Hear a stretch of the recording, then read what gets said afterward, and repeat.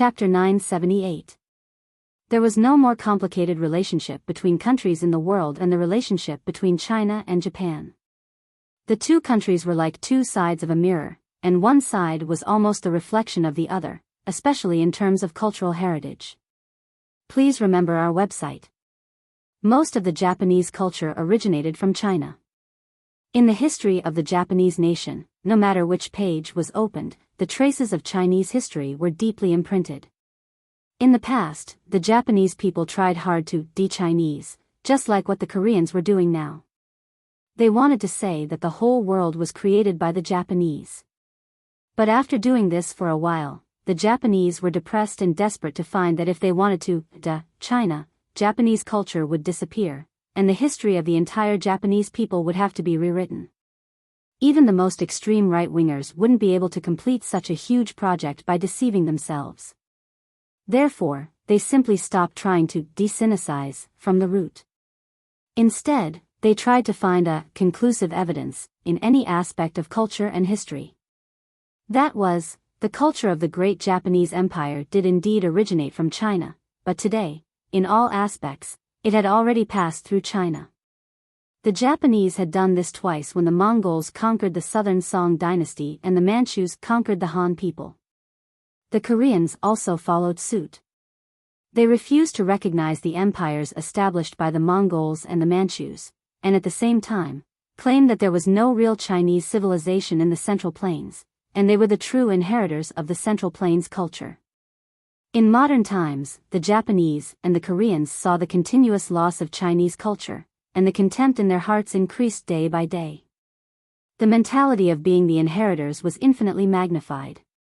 Therefore, the news that Li Yundong had agreed to come to Japan for a tea competition spread throughout the Japanese cultivation world and the tea ceremony world in an instant.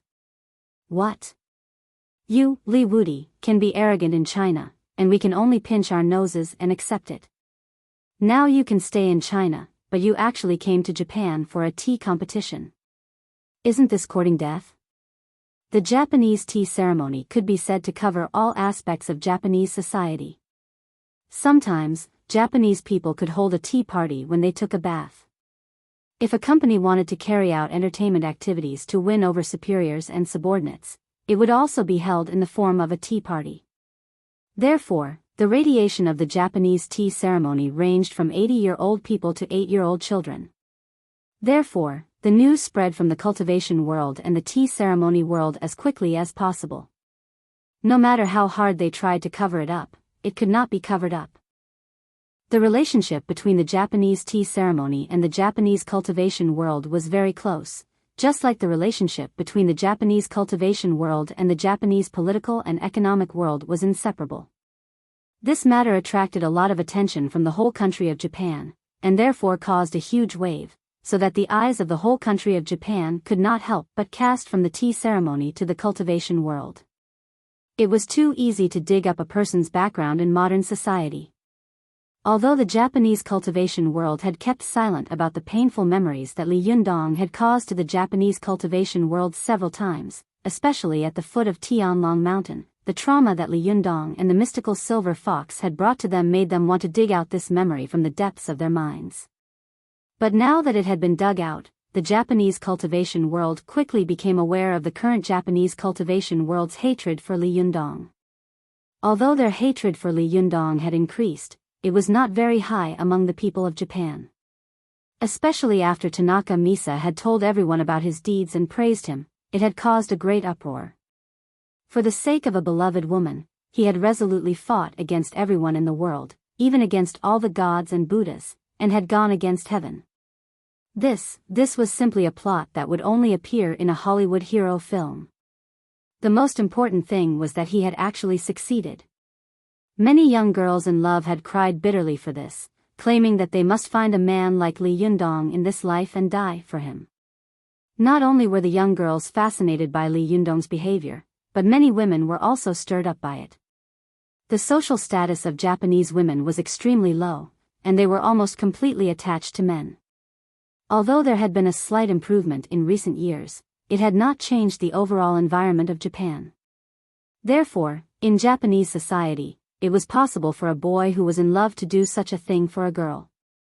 But for married men and women who had been deeply integrated into the social structure and worked hard all day long, it was almost impossible for a man to do such a thing for a woman. Therefore, these Japanese women had a particularly deep feeling about this matter. Therefore, while the name Li Yundong was still being fiercely discussed and debated in Japan, the girls and women in Japan had already raised the white flag and surrendered. All of them were looking forward to the arrival of this legendary figure. This was going to be lively. The Japanese cultivation world was very annoyed to find that the big devil they hated so much, the guy who had caused the Japanese cultivation world to go back at least 10 years, was actually so popular among the people, and he was even popular with women. How could this be? This could not be tolerated. As a result, there were visitors every day at the gates of the major tea ceremony schools in the Japanese tea ceremony world. In addition to some big shots in the political and economic circles who were concerned about the situation, the most important ones were the big shots in the Japanese cultivation world. With tears streaming down their faces, these big shots held the hands of the heads of the major tea ceremony sects and told them earnestly, "Big brother, our friends in the world of cultivation have been defeated. Whether or not we can save face in this corner depends on you." Most of the family heads or heads of the major tea ceremony sects were very close to the major cultivation sections. Almost all of them were cultivators, just like all the tea ceremony masters in Japan must be eminent monks, and all the eminent monks in Japan must be tea ceremony masters. However, the tea ceremony had a great influence in Japan. The tea ceremony and politics were inseparable. Oda Nobunaga often used tea parties to win over his subordinates. The tea party was an important political activity. In order to make up for his shortcomings, Toyotomi Hideyoshi, who was born as a farmer, often used tea parties to win over people from all walks of life. Among them, the one who did this for him was the tea sage of Japan, Chirikyu. Because of this, Chirikyu's reputation became more and more grand. At his peak, he could even compete with Toyotomi Hideyoshi. Therefore, it also aroused Toyotomi Hideyoshi's jealousy and resentment. In the end, he killed him. Although Senrikyu had a tragic ending, the power of the Japanese tea ceremony and tea ceremony grandmasters could be seen from this. Therefore, the masters of cultivation sects were also quite wary of these tea ceremony grandmasters. Although they had a close relationship with them, they did not reveal the true essence of cultivation at all. Therefore, these tea ceremony masters also had a lot of resentment towards the giants of the cultivation world. F***ck, you usually don't remember us, but at this time, you want us to clean up your mess? But in the current situation, they had no choice but to come out. After all, whoever could represent Japan to participate in the tea competition was a great affirmation of their own status. Therefore, these tea ceremony masters patted their chests and said, "Everyone, please rest assured. If Li Yunyang doesn't come, it's fine. If he comes, we will definitely kill him." Although the tea competition was not enough to make a person hover between life and death, it was still possible to kill Li Yunyang's arrogant spirit and make him lose his invincible face. When the big shots in the Japanese cultivation world heard this, they were immediately as excited as if they had been injected with chicken blood. However, there were also exceptions. For example, Ise Shinto and Mount Koya remained extremely calm and did not participate in this matter. One of them sat high in the Ise Grand Shrine and watched the bustling tea competition coldly, while the other sat on Mount Koya and silently watched this competition, which was known as the unprecedented prosperity of the tea ceremony in Japan in the past 10 years. The reason why Ise Shinto was calm was that Ise Chuyun had comprehended many profound meanings of cultivation in the unprecedented battle at the foot of Tianlong Mountain. He had been comprehending cultivation concepts in front of the shrine all day long. This time, Ise Chuyun was no longer limited to Shintoism. Instead, he had expanded the scope of cultivation to Buddhism and Taoism, and began to comprehend the mysteries of the world again. A person who could touch the pinnacle of the profound meaning, or was about to touch the pinnacle of the profound meaning, must be extremely broad-minded, generous, and definitely not narrow-minded. In the process of dealing with Li Yunyang, what Ise Chuyun had learned the most was that Li Yunyang's cultivation was broad and broad. He was not limited to one school or sect, and he would never stick to the rules. On the other hand, the Japanese cultivation world was born with a narrow geography, which led to the narrow-mindedness of the nation. In the end, it was very easy for their cultivation to go into a narrow misunderstanding. Shintoism was one of them. Ise Chuyun had deeply experienced the limitations and bottlenecks of Shintoism's cultivation. At this time, she was kneeling in the Jingshin Hall in the backyard of the shrine. She was quietly kneeling on the tatami in front of the hall. In front of the courtyard, there was a Japanese-style bridge and flowing water. The bamboo water wheel was moving up and down, making an empty sound, full of rhythm and zen. Ise Shingguang was also kneeling on the tatami. He tilted his head and looked at Ise Chuyun, who was looking at the sky with her eyes closed. He smiled and said, "Chuyun, what do you see?" Ise Chuyun slowly opened her eyes and said, "I see a tsunami coming towards us." The witches and goddesses of Shintoism were extremely respected, not only because of their strong spiritual power and high status, but also because they were all figures who could communicate with God and could see a certain future under certain circumstances. Ise Shingguang was silent for a long time before asking, "Chuyun, will we be spared?" Ise Chuyun turned her face and said silently, "No one can escape this disaster." Ise Shingguang was slightly shocked and said, "How could a tea battle have such power?" Ise Chuyun shook her head. "It's not just a tea battle. The tea battle is just the beginning." After that, she closed her eyes again, as if she had fallen into a deep meditation. Ise Shingguang raised his head and looked at the surging wind and clouds in the sky. He sighed softly and shook his head slowly. At this time, Li Yunyang, Su Chan, Zi Yuan, and his eldest disciple, Zhou Qin, had just arrived in Japan. As soon as they arrived, the whole country immediately became excited. The cultivation world, the tea ceremony world, and NHK and other media swarmed over. Chapter 979. Although the whole country of Japan had paid great attention to this tea competition, they had frantically tracked down and reported their every move as soon as they landed. Although paparazzi and reporters were everywhere in modern society, it was too easy to find out a person's whereabouts. But this time, their opponents and targets were Li Yundong, Su Chan, Zi Yuan, and Zhou Qin.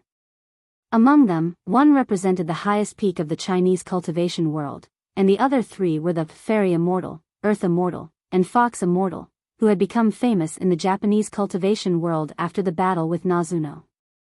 If they wanted to hide, no one in the world could find them. Therefore, after Li Yundong and the others showed up, it was as if they had disappeared from the world, and they could no longer be found. The Japanese press was going crazy. They couldn't wait to turn over the place where Li Yundong lived and search for him, but they couldn't find any trace of Li Yundong and the others. They had no choice but to focus their attention on the Japanese tea ceremony circle. Japanese people loved tea, especially tea ceremony banquets and tea battles. The tea battle in the Japanese tea ceremony was completely different from the tea battle in China. There were many schools in the Japanese tea ceremony world. There were more than 20 schools, such as the Yuri family, the Biyao family, the Warrior Path family, the Zongpian family, the Nanfang family, the Tsurui family, the Servo family, the Yuanzhou family, the Shizhou family, and so on. However, the famous schools in Japan had deep connections with the Japanese tea sage, Senrikyu. At this time, Li Yundong was sitting cross-legged on the tatami, closing his eyes to rest. Next to him, Su Chan, Zi Yuan, and Zhou Qin were either kneeling or sitting cross-legged on the ground, watching the TV report. There was a live broadcast of the tea battle between the various schools in the Japanese tea ceremony world. This situation was very similar to when Wuxia Yuan was invincible in Japan. The highest tournament in the Japanese Go world, the Haninbo tournament, gathered the strongest Go players in Japan and let them fight it out one by one. Then, the strongest player was sent to Wuxia Yuan for him to kill.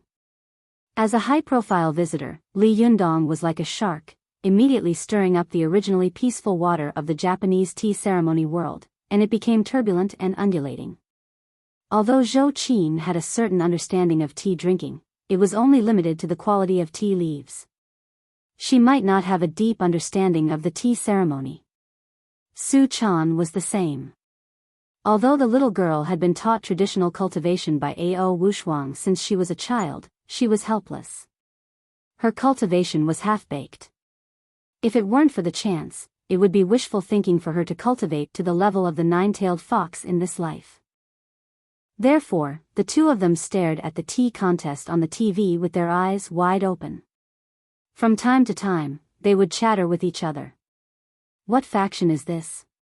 Su Chan pointed at a man in a solemn, loose kimono on the TV and asked with wide, round eyes. Zhou Qin tried hard to see a few Chinese characters occasionally appearing in a series of Japanese words on the TV screen. She said with difficulty, "It seems to be something like So Nai Liu or something." She turned her head to look at Ziyuan and asked, "Ziyuan, what does it say?"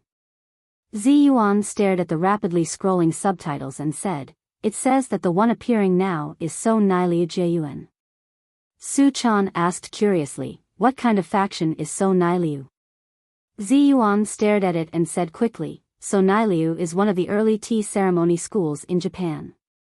It was founded in the Azuchi Momoyama era, that is, between 1568 and 1600 AD, by So Nai Liu Shaoji, who is the senior brother of the Japanese tea sage Senrikyu.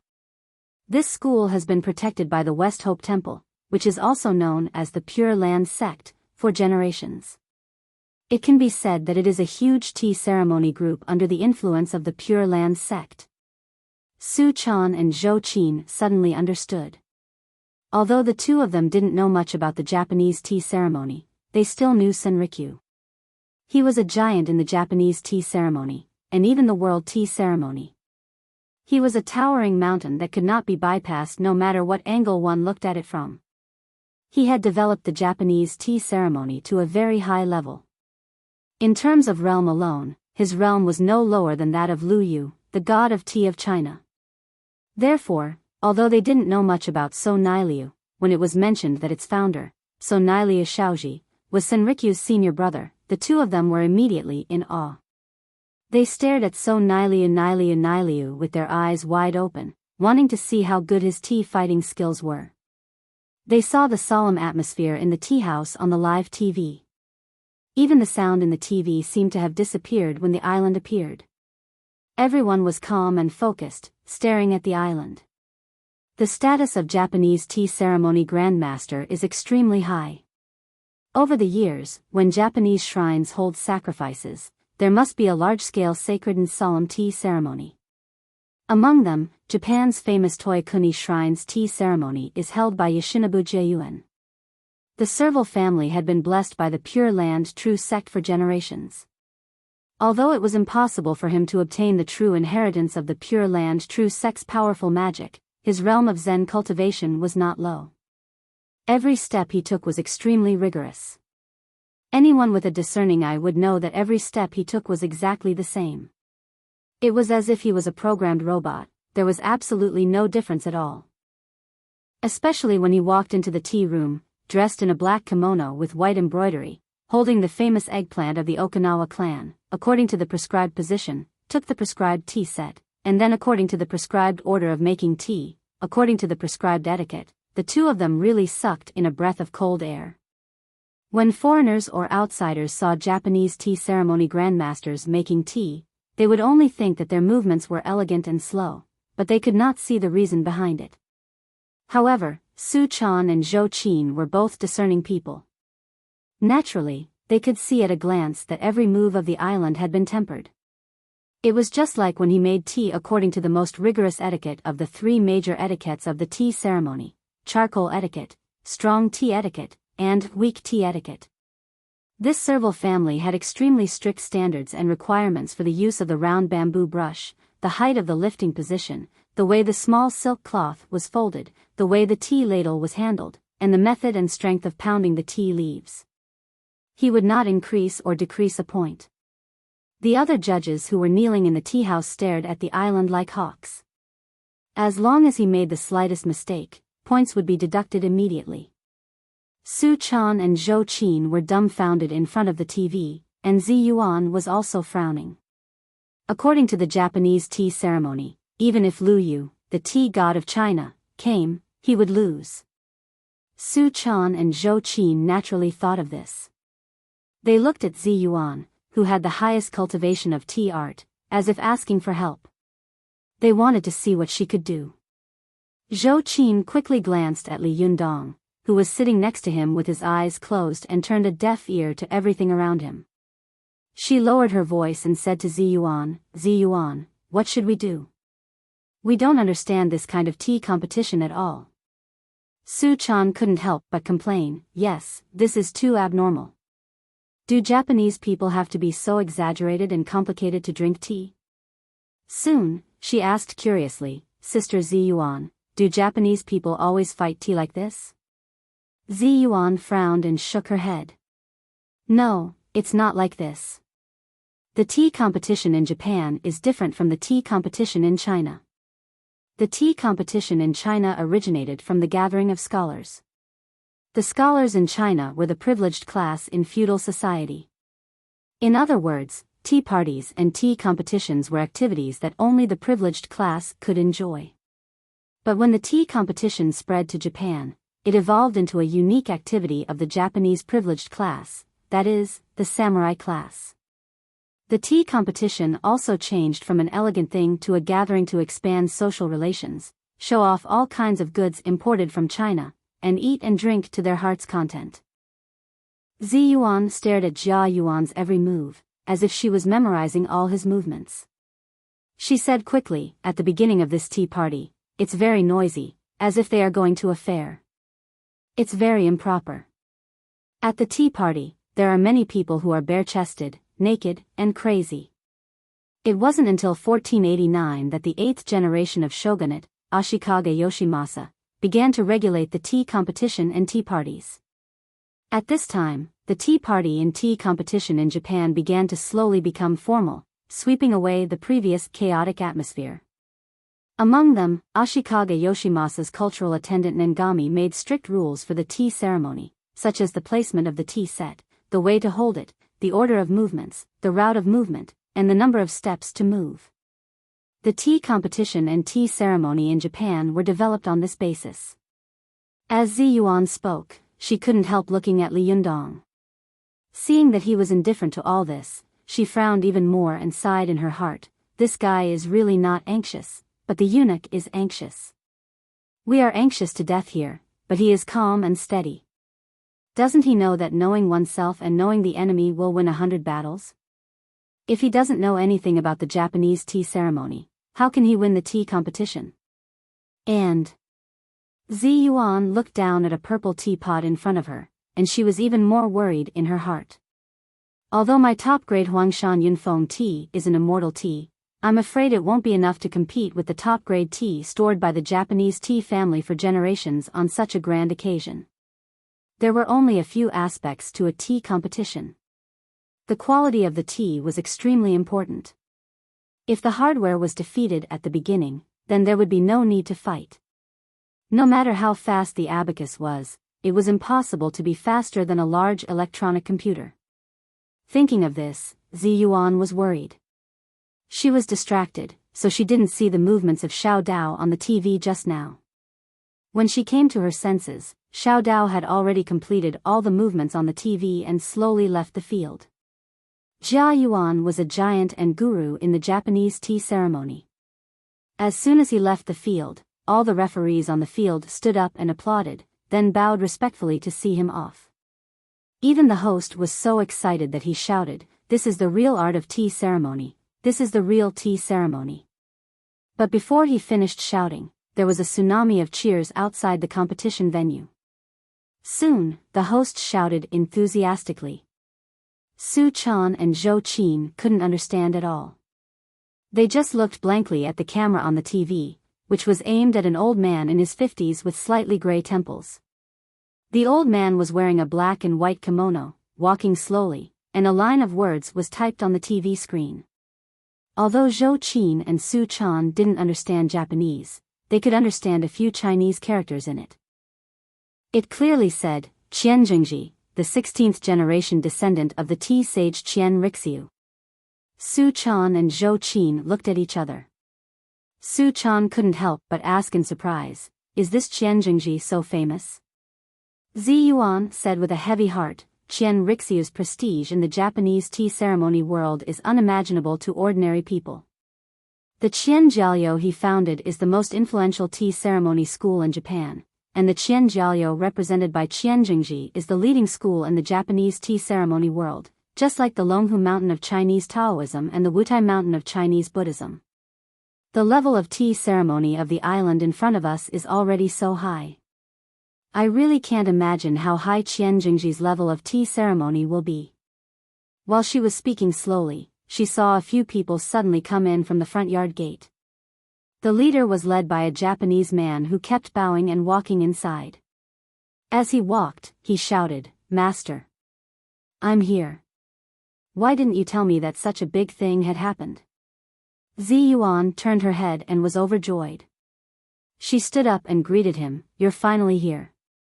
Where's the tea? Did you bring the tea I asked for?" It was even later, but tonight should be the last busy night recently. I've been really busy recently, staying up all night every day. Besides, which hero is so generous as to stamp the cover of my book so that it can't be seen? Chapter 980. It was none other than Chen Wankai, the second disciple of Li Yundong, who was much older than him.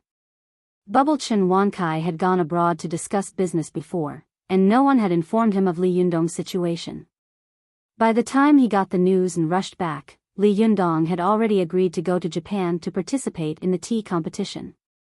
Zi Yuan couldn't stop Li Yundong, so she had to think of ways to help Li Yundong win in the tea competition.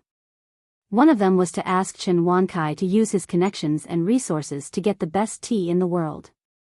After Chen Wankai received the news from Zi Yuan, he immediately set about this matter. In this world, it was all thanks to him that he was able to get a set of extremely precious tea sets and a jar of extremely rare tea leaves in the shortest time possible. Behind him, his daughter, Shenhui, was holding the tea set. Shenhui carefully held a set of wooden tea sets in her hands and walked carefully. After entering the door, she dared to look inside. When she saw Li Yundong, she quickly lowered her eyes. After the Japanese boss welcomed the two of them into the door, he turned around and left. But no matter how he thought about it, he couldn't have imagined that these people were Li Yundong and his group, who were now the talk of Japan. After Chen Wankai entered the door, he saw that Li Yundong was meditating with his eyes closed. He was stunned, and then his footsteps were very light. He walked to Zi Yuan's side and asked in a low voice, "Master, are you meditating?" Zi Yuan smiled bitterly and said, "I don't know. Maybe. What tea did you bring?" Chen Wankai smiled mysteriously and said, "Open it and see for yourself." Shenhui stepped forward and handed the teapot to Zi Yuan. Zi Yuan took it. As soon as she opened the lid, a fragrant smell came from inside. The fragrance assailed her nostrils, and in an instant, the whole room and yard were filled with the fresh smell of tea. Su Chan couldn't help but say, "It smells so good. What tea is this?" Zhou Qin also widened her eyes and looked at it. Zi Yuan glanced at the teapot and saw that the tea leaves in the teapot were black and long, like melon seeds. They didn't look obvious, but they smelled fragrant and had the fragrance of orchids. She raised her head and asked, "Wui de Hong Pao?" Chen Wankai excitedly gave a thumbs up. "That's right." Zhou Qin asked curiously, "Is it the de Hong Pao from the mother tree?" De Hong Pao could be said to be one of the most valuable tea leaves in the world. Because the tea trees grew on the cliffs of Mount Wui's Jiulong Nest, where the sunlight was short, the reflected light was abundant, and the temperature difference between day and night was large. Moreover, there was a fine spring at the top of the cliff all year round. There were only 6 de Hong Pao tea trees in the world that could grow in such an environment. Although scientists had used asexual reproduction in the 1980s to reproduce de Hong Pao in batches, due to the change in their growing environment, the tea quality of these Dahong Pao tea leaves could not be mentioned in the same breath as the tea leaves picked from the cliffs of Zhejiang. Because of this, the 6 Dahong Pao trees were also known as the mother trees. The tea leaves harvested from them were worth tens of times more than gold. The rarest thing about the Dahong Pao that Chen Wankai brought was that it happened to be tea leaves picked during the Qingming festival. In the tea leaves, there is a saying, 3 days early is a treasure, 3 days late becomes grass.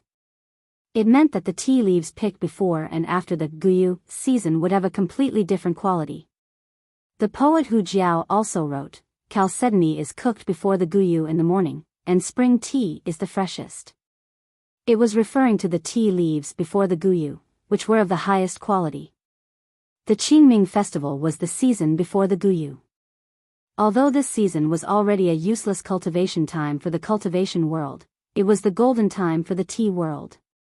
The Japanese tea ceremony world was naturally well aware of this, so almost every tea battle in the Japanese tea ceremony world was held during the Qingming festival. At this time, the tea leaves were fresh and tender, which was the most suitable for tea battles.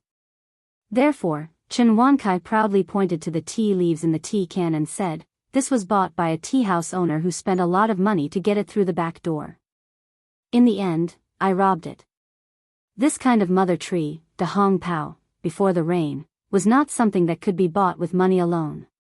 No one knew what method Chen Wankai had used to snatch these tea leaves, which were dozens of times more expensive than gold, from the hands of others. Su Chan and Zhou Qin naturally knew how expensive this tea was. Even though Li Yundong was not a poor man now, if de Sanxian wanted to buy such top-grade tea, he had no way to do so even if he had money, and even if he had connections, he didn't have enough money. Zhou Qin picked up a piece of tea with her hand, sniffed it, and said with a smile, this is good. At least I won't lose to others in terms of tea leaves. Su Chan looked at the tea leaves and blinked. She couldn't wait to make a pot of it now and taste the tea leaves that were dozens of times more expensive than gold. Zi Yuan's heart also relaxed a little. She looked at the tea set in Shen Hui's hand. Seeing her gaze, Shen Hui untied the outer packaging. Zi Yuan saw that there was an antique tea set inside. The first thing she saw was the rabbit hair teacup.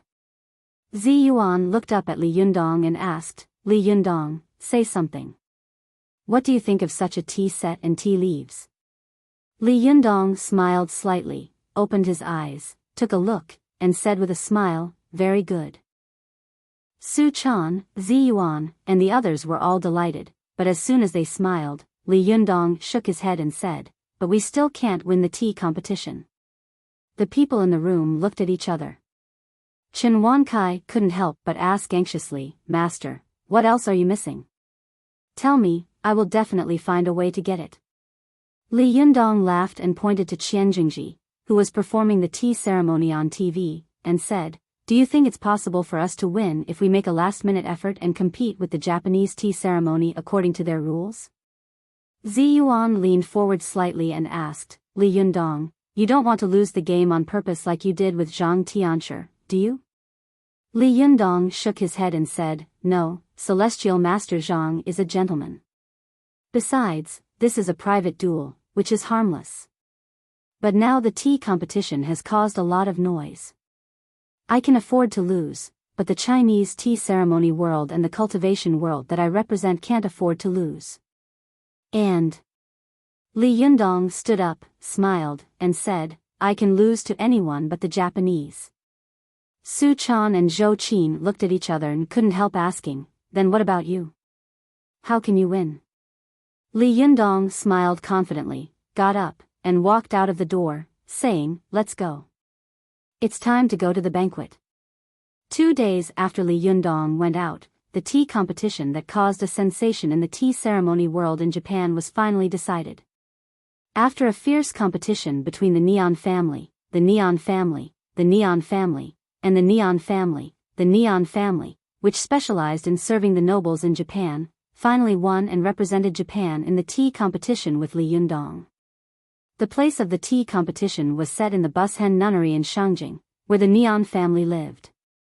Early in the morning, there were all kinds of news vehicles parked near the Bushen nunnery in Kyoto. Countless TV stations and reporters gathered there. The reporters and hosts from various Japanese TV stations were loudly reporting what was about to happen here. The head of the Neon family, Chen Jingji, had already taken a bath and changed his clothes early, waiting at the gate of the Bushen nunnery. Although the heads of the other Japanese schools did not obtain the final qualification, they had also taken a bath and changed their clothes early. They came to the Bushen nunnery and waited for the beginning of this unprecedented event. Since Li Yundong and the others had not arrived yet, the reporters and hosts of the Japanese TV stations focused on the background of Li Yundong and the others. The Japanese press was relatively free, and there was little concealment of Li Yundong's identity and background. However, the indirect impact and loss of Li Yundong, the mystical silver fox, who was related to him, on the Japanese cultivation world in the Battle of Shuya and Mount Tianlong, were kept a secret. Tanaka Misa had also taken a bath early and changed into a beautiful kimono. She followed Ise Chuyun to the Bushen nunnery to wait for the tea party to begin. She was accompanied by the daughters of the major Japanese conglomerates and nobles. They walked together, chattering and guessing the result of the tea party along the way. When they arrived at the Bushen nunnery, they saw the famous masters of the tea ceremony sitting in a row in the corridor at the entrance of the Bushen nunnery. In the lobby next to the Bushen nunnery sat the important figures of the cultivation world.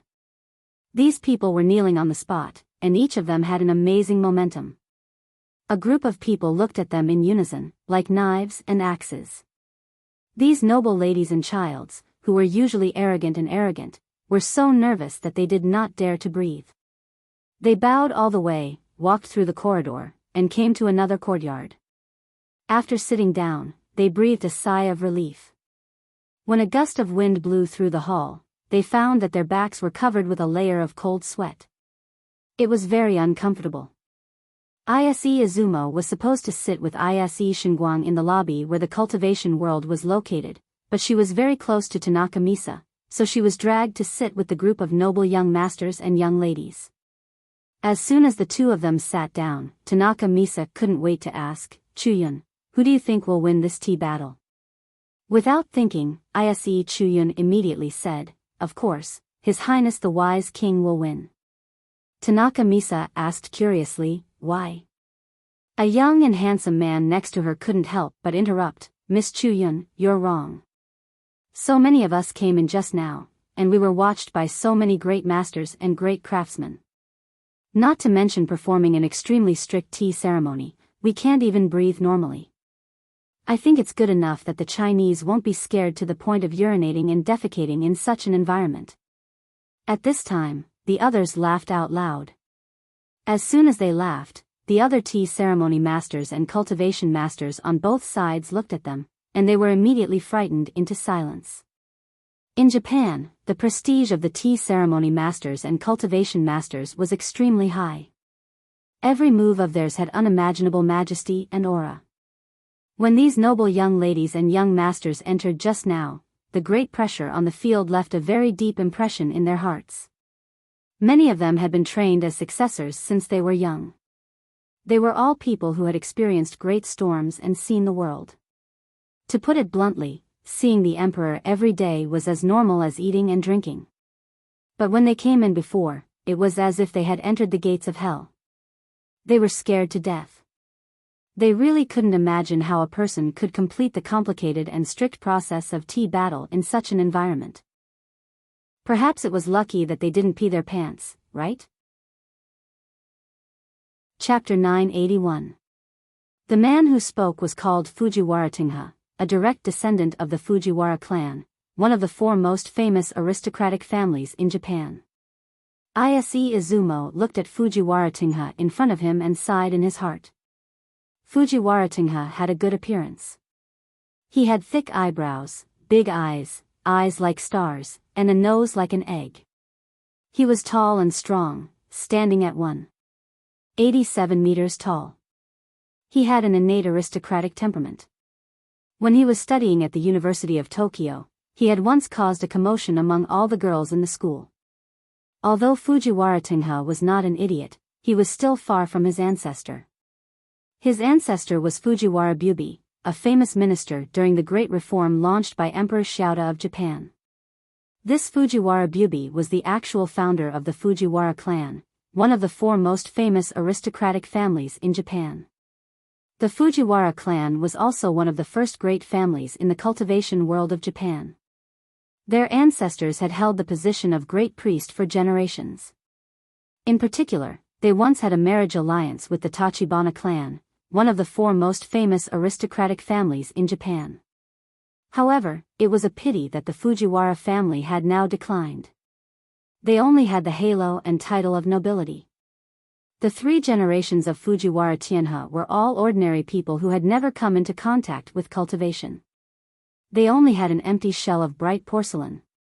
But they were still immersed in the glorious history of their family, intoxicated by the intoxicating halo of beauty. They refused to open their eyes to look at the world, acting like they were above their heads. On the surface, Fujiwara Tianhe admired Tanaka Misa very much, but in fact, he wanted to use Tanaka Misa to strike up a conversation with Ise Izumo. Although he was born into a noble family, and his ancestors had held important positions such as great priest and great priest for generations, the Ise family was also one of the most famous aristocratic families in Japan. In particular, Ise Izumo was known as the most outstanding genius in Japan in the past 200 years. He was also the Ksitigarbha goddess. Not only was his background no worse than Fujiwara Tianhe's, but in terms of cultivation, strength, and internal appearance, it was enough to make a man like Fujiwara Tianhe feel a sense of admiration.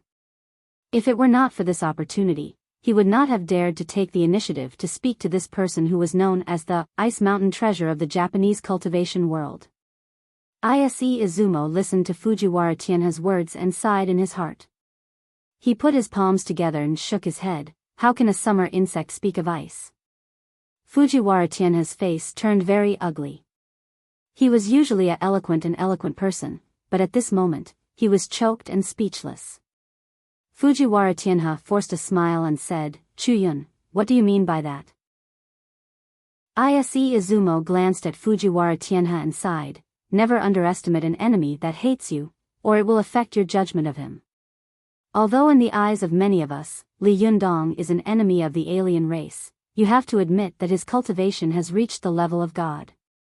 What he can do is not what mortals like you and I can imagine."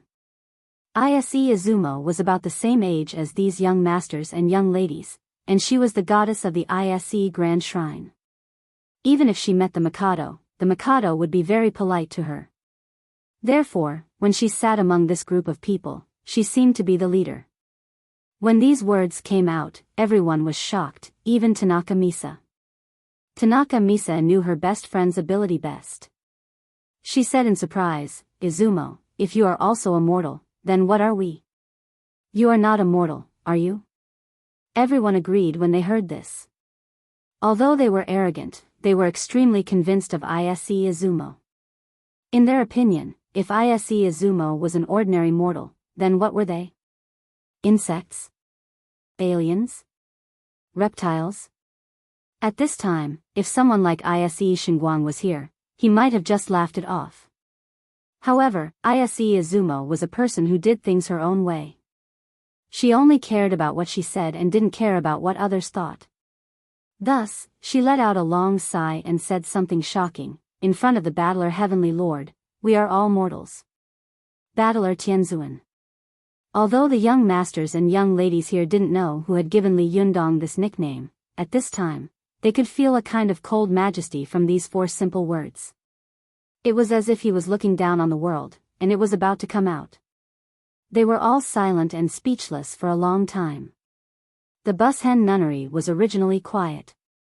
The Japanese tea ceremony paid attention to harmony, respect, purity, and silence.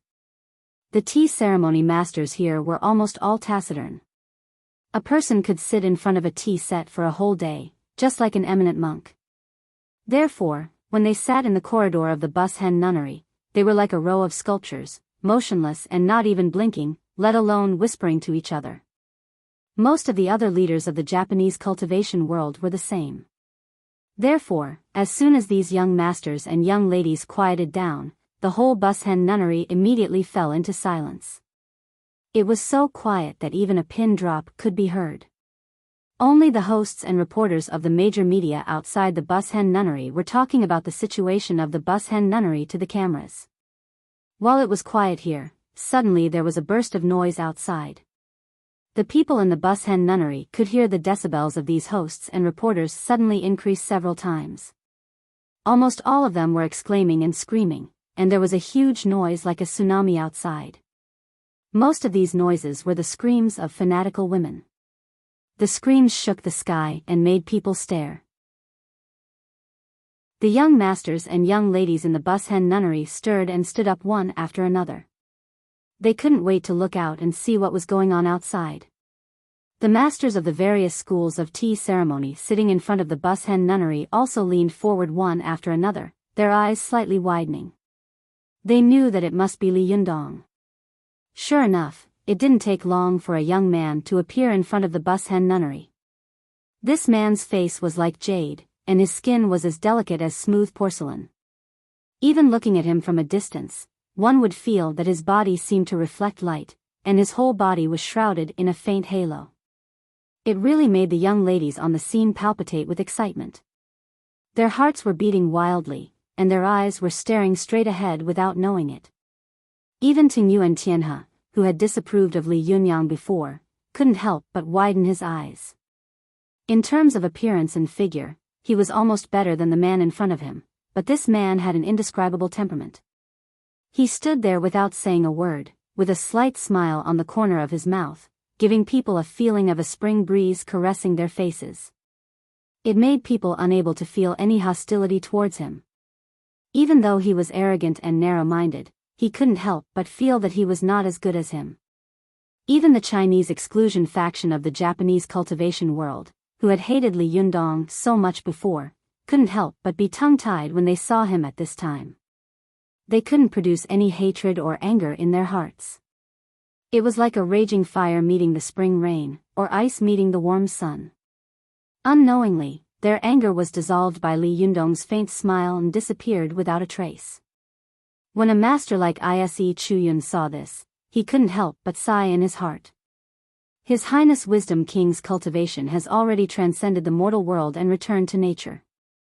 As she was thinking about this, she couldn't help but get up and walk outside. As soon as Ise Chuyun moved, the others in the hall came to their senses. Everyone watched as Ise Chuyun walked to the door of the Bushen nunnery and bowed slightly to Li Yundong. Li Yundong also bowed slightly and returned the salute with a smile. Then she went straight out. Everyone was stunned. Tanaka Misa seemed to have woken up from a dream. She immediately jumped up and chased after him. When she reached the door, she bowed to Li Yundong with a red face. Without waiting for Li Yundong to return the salute, she ran away in a hurry, as if she would be on fire if she stayed any longer. As soon as Tanaka Misa chased after him, she saw countless long and short cameras shining at her. The cameras almost drowned her. Tanaka Misa was shocked. After squeezing out, she grabbed Ise Chuyun's hand and whispered in surprise, "Chuyun, what are you doing? Where are you going?" Ise Chuyun said without looking back, "Go back." Tanaka Misa was shocked. The tea competition hasn't started yet. Where are you going? Ise Chuyun turned around and shook his head. No, it's over. Tanaka Misa was stunned. What do you mean? Ise Chuyun sighed and said, Li Yundong's realm has reached the pinnacle, transcended the mortal realm, and returned to nature. Although the cultivation of fighting methods and the tea competition are different, the principles are the same. Qian Jingji can't win.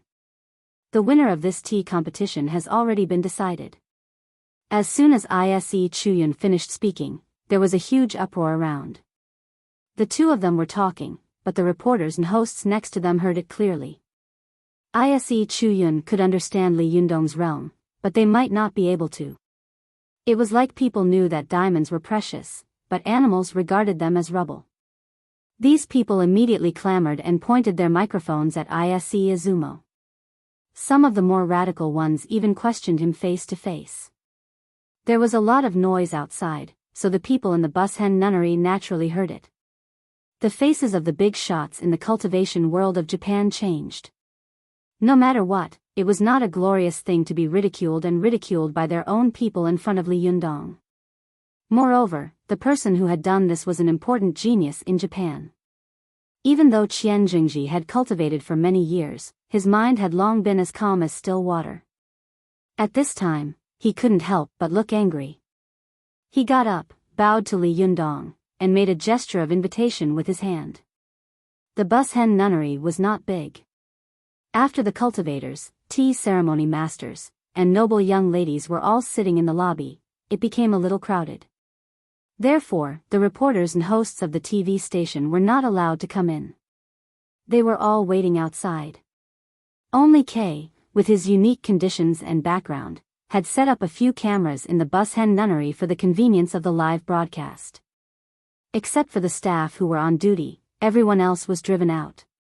Therefore, although the people outside did not know Qian Jingji's actions, the host in charge of the live broadcast in the TV station shouted loudly, calling it Qian Jingji's declaration of war. The hosts in front of the TV all supported Qian Jingji with righteous indignation. They denounced Ise Chiyun's betrayal and said with certainty, cultivation and the tea ceremony are two completely different worlds. The battle of methods is about profound spiritual energy and powerful magic, while the battle of tea is about tea art. As the saying goes, different professions are like different mountains. Ise Chiyun's words are really inappropriate, childish and ridiculous. At this time, Li Yundong followed Qian Jingji to the tea hall of the Bushen nunnery alone. Qian Jingji bowed slightly and said in a deep voice, "Mr. Li, please show us the Chinese tea ceremony." He wanted Li Yundong to show his tea art first. He was a great master in the tea ceremony world of Japan and even the world. It could be said that he stood at the peak of the world's tea ceremony. If he made a move first, the people who came later basically had no chance of winning. It could be said that they would be suppressed by his momentum and not be able to exert their normal strength at all. Therefore, he took the initiative to suggest that Li Yundong go first, which could be regarded as a show of strength. But unexpectedly, Li Yundong smiled slightly, bowed politely, and said, "I dare not." As the saying goes, a guest should follow the host's wishes. "Please go first, because I'm afraid that after I make the tea, you won't dare to make a move." This sentence immediately caused an uproar in the crowd. Everyone stood up immediately. Qian Jingji was even more shocked and angry. The host in the TV was dumbfounded and almost couldn't believe his ears. No one in the world had ever dared to say such a thing in front of Qian Lixiu's descendants. The young man in front of them was the first. Was there anyone more arrogant than him in this world? Many Japanese viewers in front of the TV were stunned for a while, and then they were all furious. They all scolded, "Go eat shit. Lord Qian Jingji, teach this arrogant bastard a lesson." I still didn't have time to update before Christmas. I'm sorry to all my readers and wish you a late Christmas. Did you have a happy Christmas? I hope that you can be so happy every day in the future. In addition, I haven't seen the cover every day recently. There are chapters everywhere. I spent a lot of money. Finally, let me say something else. Haruba Asakura dance, hello, Chapter 982. Long Yuan Xingshue's words angered almost all the Japanese people in front of the TV. Su Chan, Zi Yuan, Zhou Qin, Shen Wankai, and Shen Hui immediately felt the great changes around them. Shen Hui and Shen Wankai were different from Su Chan, Zi Yuan, and Zhou Qin. She was just an ordinary person. Although she was a real rich second-generation young lady, she had not experienced many storms and waves. Although Chen Wankai had experienced a lot of storms and waves, there were many tea ceremony grandmasters and leaders of various sects in the cultivation world around him. Even though he was a business tycoon, he could not bear such strong pressure. For a moment, his chest felt stuffy, as if there was a huge rock weighing 10,000 kilograms on his body, and he could not breathe. Shen Hui was even more unbearable. Her pretty face turned purple and red. It was Zi Yuan, who was beside her, who reached out and pressed her shoulder, that she breathed a sigh of relief. Su Chan and the others were only allowed to enter the nunnery. They looked into the distance from the porch at the entrance. They saw Li Yundong sitting cross-legged in the hall of the nunnery, motionless. Qian Jingji leaned forward slightly and said angrily, "Mr. Li, I don't think this is the etiquette of the great Chinese, is it?"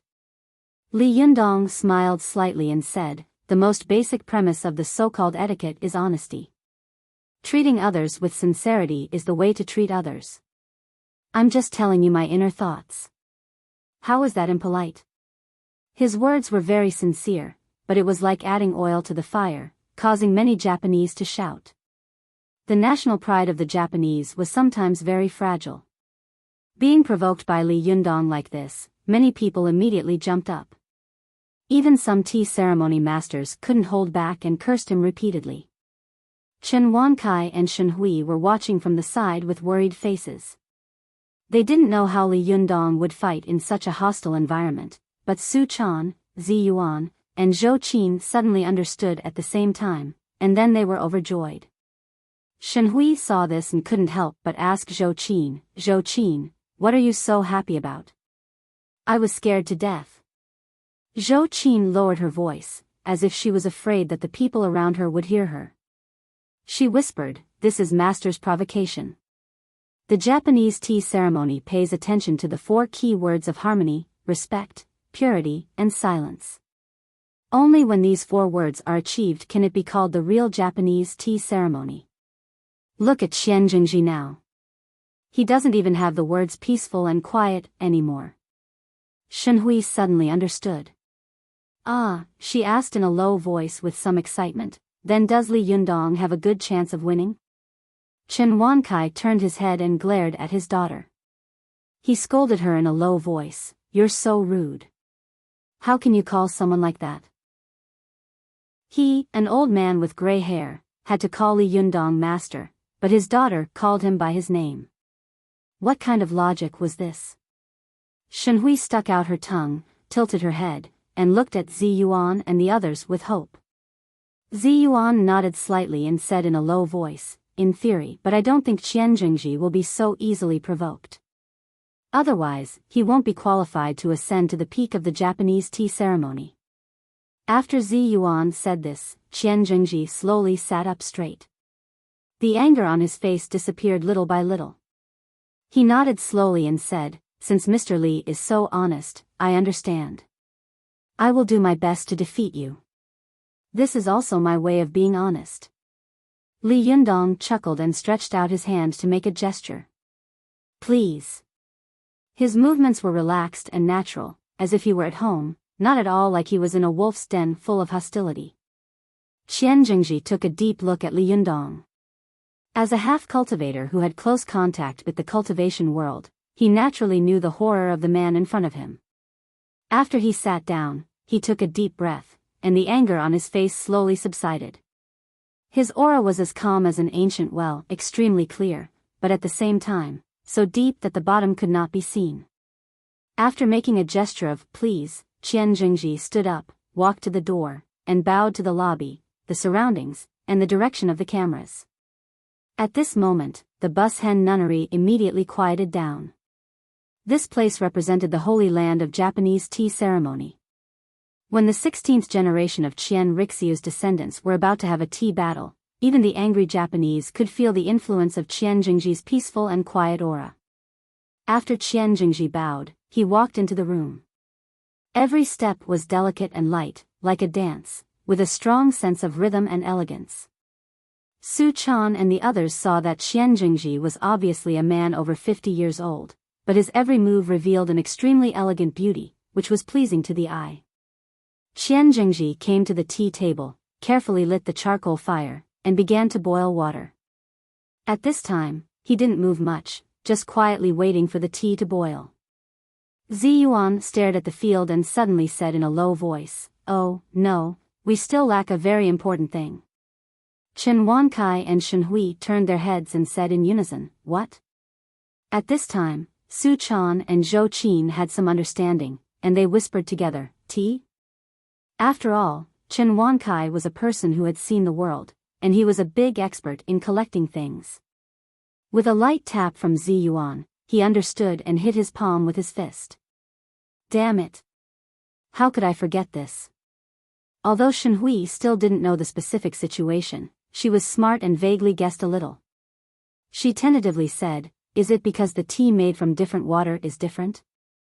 Zi Yuan nodded and said in a low voice, "That's right."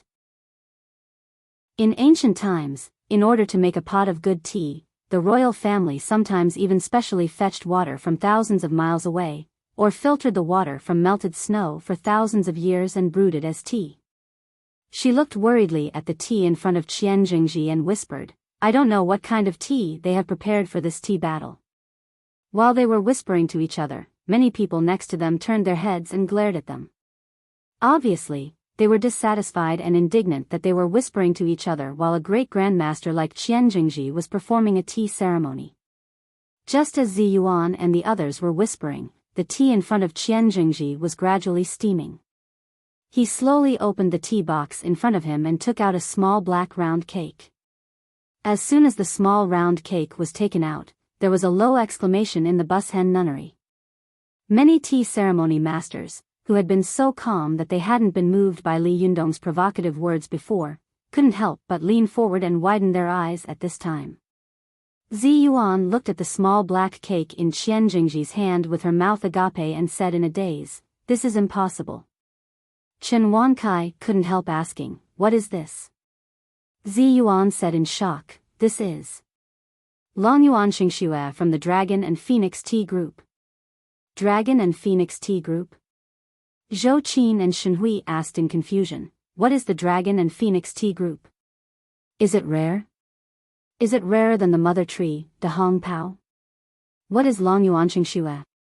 Su Chan also looked at Zi Yuan in confusion. As a cultivator, she had even seen a powerful magical weapon like the flipping sky seal. Was there anything in the world that could shock people like this? Zi Yuan was also a knowledgeable person. Although she had never seen the flipping sky seal, she had seen powerful magical weapons like the immortal pen and the medicine king tripod every day. Why was she so surprised by a Dragon and Phoenix Tea Group? Seeing that they were at a loss, Zi Yuan smiled bitterly in her heart. She said in a low voice, "The Dragon and Phoenix Tea Group is the king of tea, and it has been lost for 500 or 600 years. The tea we drink now is actually loose tea. This kind of tea is picked from the tea tree and kneaded and processed. During the Han Dynasty, Zhang Ji's, Guanya, proposed to process tea and make tea cakes. This situation lasted until the Song Dynasty. The whole country was rich, and the whole country was enthusiastic about the tea ceremony. The production of tea groups reached its peak, among which the Dragon and Phoenix Tea Group was the most famous. This kind of tea group is extremely rare, and it has always been offered only to the emperor. Even the royal family begged the emperor for it, but the emperor was reluctant to give it to them. He was even reluctant to drink it himself. Only when there was a sacrifice in the ancestral temple would he be willing to take out a little. Ouyang Xiu served as an official in the court for 20 years, and then he was rewarded by Song Renzong with a Dragon and Phoenix Tea Group. At that time, Ouyang Xiu was the Minister of Justice and the Minister of War. Such positions were equivalent to the President of the Supreme People's Court, the Procurator General of the Supreme People's Procuratorate, the Minister of Justice, the head of the Law Interpretation Committee, and the Director of the Constitutional Protection Committee, and the Minister of Defense, the Director of the National Mobilization Committee, the leader of the Commission of Science, Technology and Industry for National Defense, and the commander of the China People's Armed Police Force and the Minister of Public Security. Such a position could be said to be of high status and great power, but even with such a status, he was never willing to take out the Dragon and Phoenix tea ball to drink. He would only take it out when guests came, to pass it around for everyone to have a look and show off. Chen Wansai's ancestors were all farmers. Only his generation could be considered to have made a fortune and lived a life of luxury. Naturally, he knew the truth of the saying, as an official for 3 generations, you know what to wear and eat. There was an old saying that it took 3 generations to cultivate a noble. It referred to the accumulation of food and living habits over a long period of time, slowly turning into a kind of noble culture. This was far from something that could be learned by a nouveau riche wearing a crown. Chen Wankai knew that his roots were shallow, and he wanted to become a noble and create a noble family with endless incense. Therefore, he was very particular about living. But at this time, he heard that the emperor was reluctant to drink a piece of dragon and phoenix tea group. He only took out a little when there was a sacrifice in the ancestral temple. Ouyang Xiao, who was so powerful, did not even dare to drink it. When guests came, they just looked at it as if they were drawing cakes to appease their hunger. What kind of concept was this? Su Chan, Shen Hui, and Zhou Qin, who came from the 2nd generation of officials, all widened their eyes in shock. Su Chan said, "Then what is the Dragon Garden Xingxue of the Dragon and Phoenix Tea Group?" Zi Yuan shook her head with a look of disbelief on her face and continued, "In the Northern Song dynasty, the tea competition in China reached its peak. According to the record of Xuanhe Beiyuan tribute tea written by Xiong Fan, the tea groups were replaced by Jing Ding, Stone Milk, White Milk, and then by the Big Dragon and Phoenix Group. The Big Dragon and Phoenix Group was replaced by the Little Dragon and Phoenix Group, and the Little Dragon and Phoenix Group was replaced by the Miyun Dragon Group, and then the Miyun Dragon Group was replaced by the Rueyin Soaring Dragon Group, and then the Rueyin Soaring Dragon Group was replaced by the White Tea Group." Zi Yuan turned her head and looked at the Dragon Garden Xingxue in Qian Jingji's hands with great shock. She murmured, "Zheng Kejin only used silver water sprout to make the Dragon Garden Xingxue." In the record of Beiyuan tribute tea, tea leaves are divided into 3 grades: purple buds, medium buds, and small buds. The Dragon Garden Xingxue abandoned the purple buds and only picked the small tea tips of the best new tea. Only tea tips shaped like sparrow's tongue, like eagle's claws, and as small as a needle can be called water sprout. In Xiong Fan's record of Xuanhe Beiyuan tribute tea, the medium buds and small buds are all rare and top grade. As for the water sprout, it has never been heard of since ancient times. Look at the Dragon Garden Xingxue in Qian Jingji's hands. It is made of this kind of water sprout that has never been heard of since ancient times. In the process of making it, it is steamed first. After steaming, the ripe buds that have been picked are removed, only the heart is taken, and it is hidden in a precious spring. It is bright and clean, like a silver thread. It is made of a new square inch, with a small dragon winding on it. It is called Dragon Garden Xingxue. Shen Wankai, Shen Hui, Su Chan, and Zhou Qin were all stunned by Zi Yuan's explanation. Shen Hui looked down at the top-grade mother tree Dahong Pao in her hand and stammered, "Then how many Dragon Garden Xingxue can the Dahong Pao in my hand make?" Zi Yuan raised a finger. Su Chan couldn't help but ask, "1? Ah, impossible, half?" Zhou Qin said, "It can't be a small half, can it? Is it possible that there is not even a small half? 1 or 2? 1 cent? It can't be 1 cent, can it?" Zi Yuan kept shaking her head, and finally said slowly, "I've seen the mother tree Dahong Pao before. There is only 1 tea leaf that is qualified to make Dragon Garden Xingxue. Moreover, only the tip of this tea leaf has to be taken. After it is steamed, it can be decided whether to use it or not." After hearing this, Su Chan and the others were all stunned. Shen Wankai had thought that it was an extremely awesome thing for him to be able to get the mother tree Dahong Pao, which was dozens of times more expensive than gold, in such a hurry. He couldn't help but feel proud in his heart. But at this time, looking at the mother tree Dahong Pao again, he suddenly felt that it was like dung.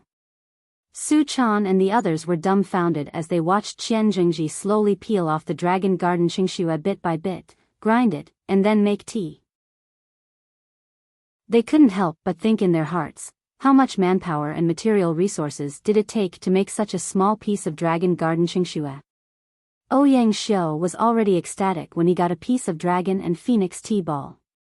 He didn't dare to try it himself. There was a distinguished guest, so he passed it on for fun. What kind of sacred tea would this dragon garden Xingxue, which was 2 grades higher than the dragon and phoenix tea ball? This was simply unimaginable. For a moment, the Bushen nunnery was so quiet that one could hear a pin drop. Only the gentle and leisurely sound of tea could be heard. Qian Jingji elegantly put the crushed and brewed tea leaves into the famous tea set, 1,000 eggplants, and soaked them in boiling water. Immediately, white steam rose in the Bushen nunnery, and dragons and phoenixes could faintly be seen flying in the mist. The mist was white and fragrant. It was really the dragon garden Xingxue, with dragons and phoenixes dancing. What are you doing? Chapter 983. No one had expected that Longyuan Xingxue, the pinnacle of Chinese tea history, would reappear in the hands of Qian Jingji. Anyone who knew Longyuan Xingxue could not imagine how much money and financial resources it would take to make such a small piece of seemingly inconspicuous tea. Most importantly, it was not something that could be done with money alone. In the Song dynasty, because of the tea competition, the whole country was extravagant, especially in the making of dragon and phoenix tea balls. Often, only 1 or 2 top-grade tea leaves could be selected from 10,000 caddies of top-grade tea, and many of them would be eliminated. In the end, there would often be a serious waste. This situation greatly increased the living burden of the people. Therefore, after the fall of the Song dynasty and the short-lived Yuan dynasty, Zhu Yuanzhang, who was born a poor farmer, knew the suffering of the people and specially ordered the abolition of the tea competition. Because of this, the grand occasion of the tea competition gradually disappeared in China and only existed in Japan. In particular, the dragon and phoenix tea balls, which had risen because of the tea competition, and the pinnacle of the tea balls, Longyuan Xingxue, had also been annihilated in the long river of history. It was not until today that it reappeared in the world. When the tea ceremony masters of other schools in Japan saw Qian Jingji take out the Longyuan Xingxue, some of them were so excited that they even stood up absent-mindedly. Especially when Qian Jingji boiled the tea, the white mist in the teapot boiled like dragons and phoenixes. The clouds in the Bushen nunnery were rosy. When the sun shone outside, it was really like a rainbow hanging in the sky, magnificent and magical. Some of them even burst into tears and wished they could taste the legendary tea Longyuan Xingxue. Before Qian Jingji took out the Longyuan Xingxue, Zi Yuan and the others looked at the wonders in the tea garden of the Bushen nunnery, and their hearts were cold. Before Qian Jingji took out the Longyuan Xingxue, Zi Yuan still had a glimmer of hope in her heart. But after Qian Jingji took out the Longyuan Xingxue, she knew that there was almost no chance of winning or meaning in this tea competition. What was the purpose of the tea competition? First of all, there were strict requirements for the ingredients, utensils, and cooking methods. Then there was the quality of the tea, then the quality of the water, and finally the techniques. During the Song dynasty, the standard to determine the winner of a tea duel was, the one with a bright white complexion and no trace of water in the cup was the best. In the Jianan tea duel, the one with the first trace of water was the loser, and the one with the longest endurance was the winner.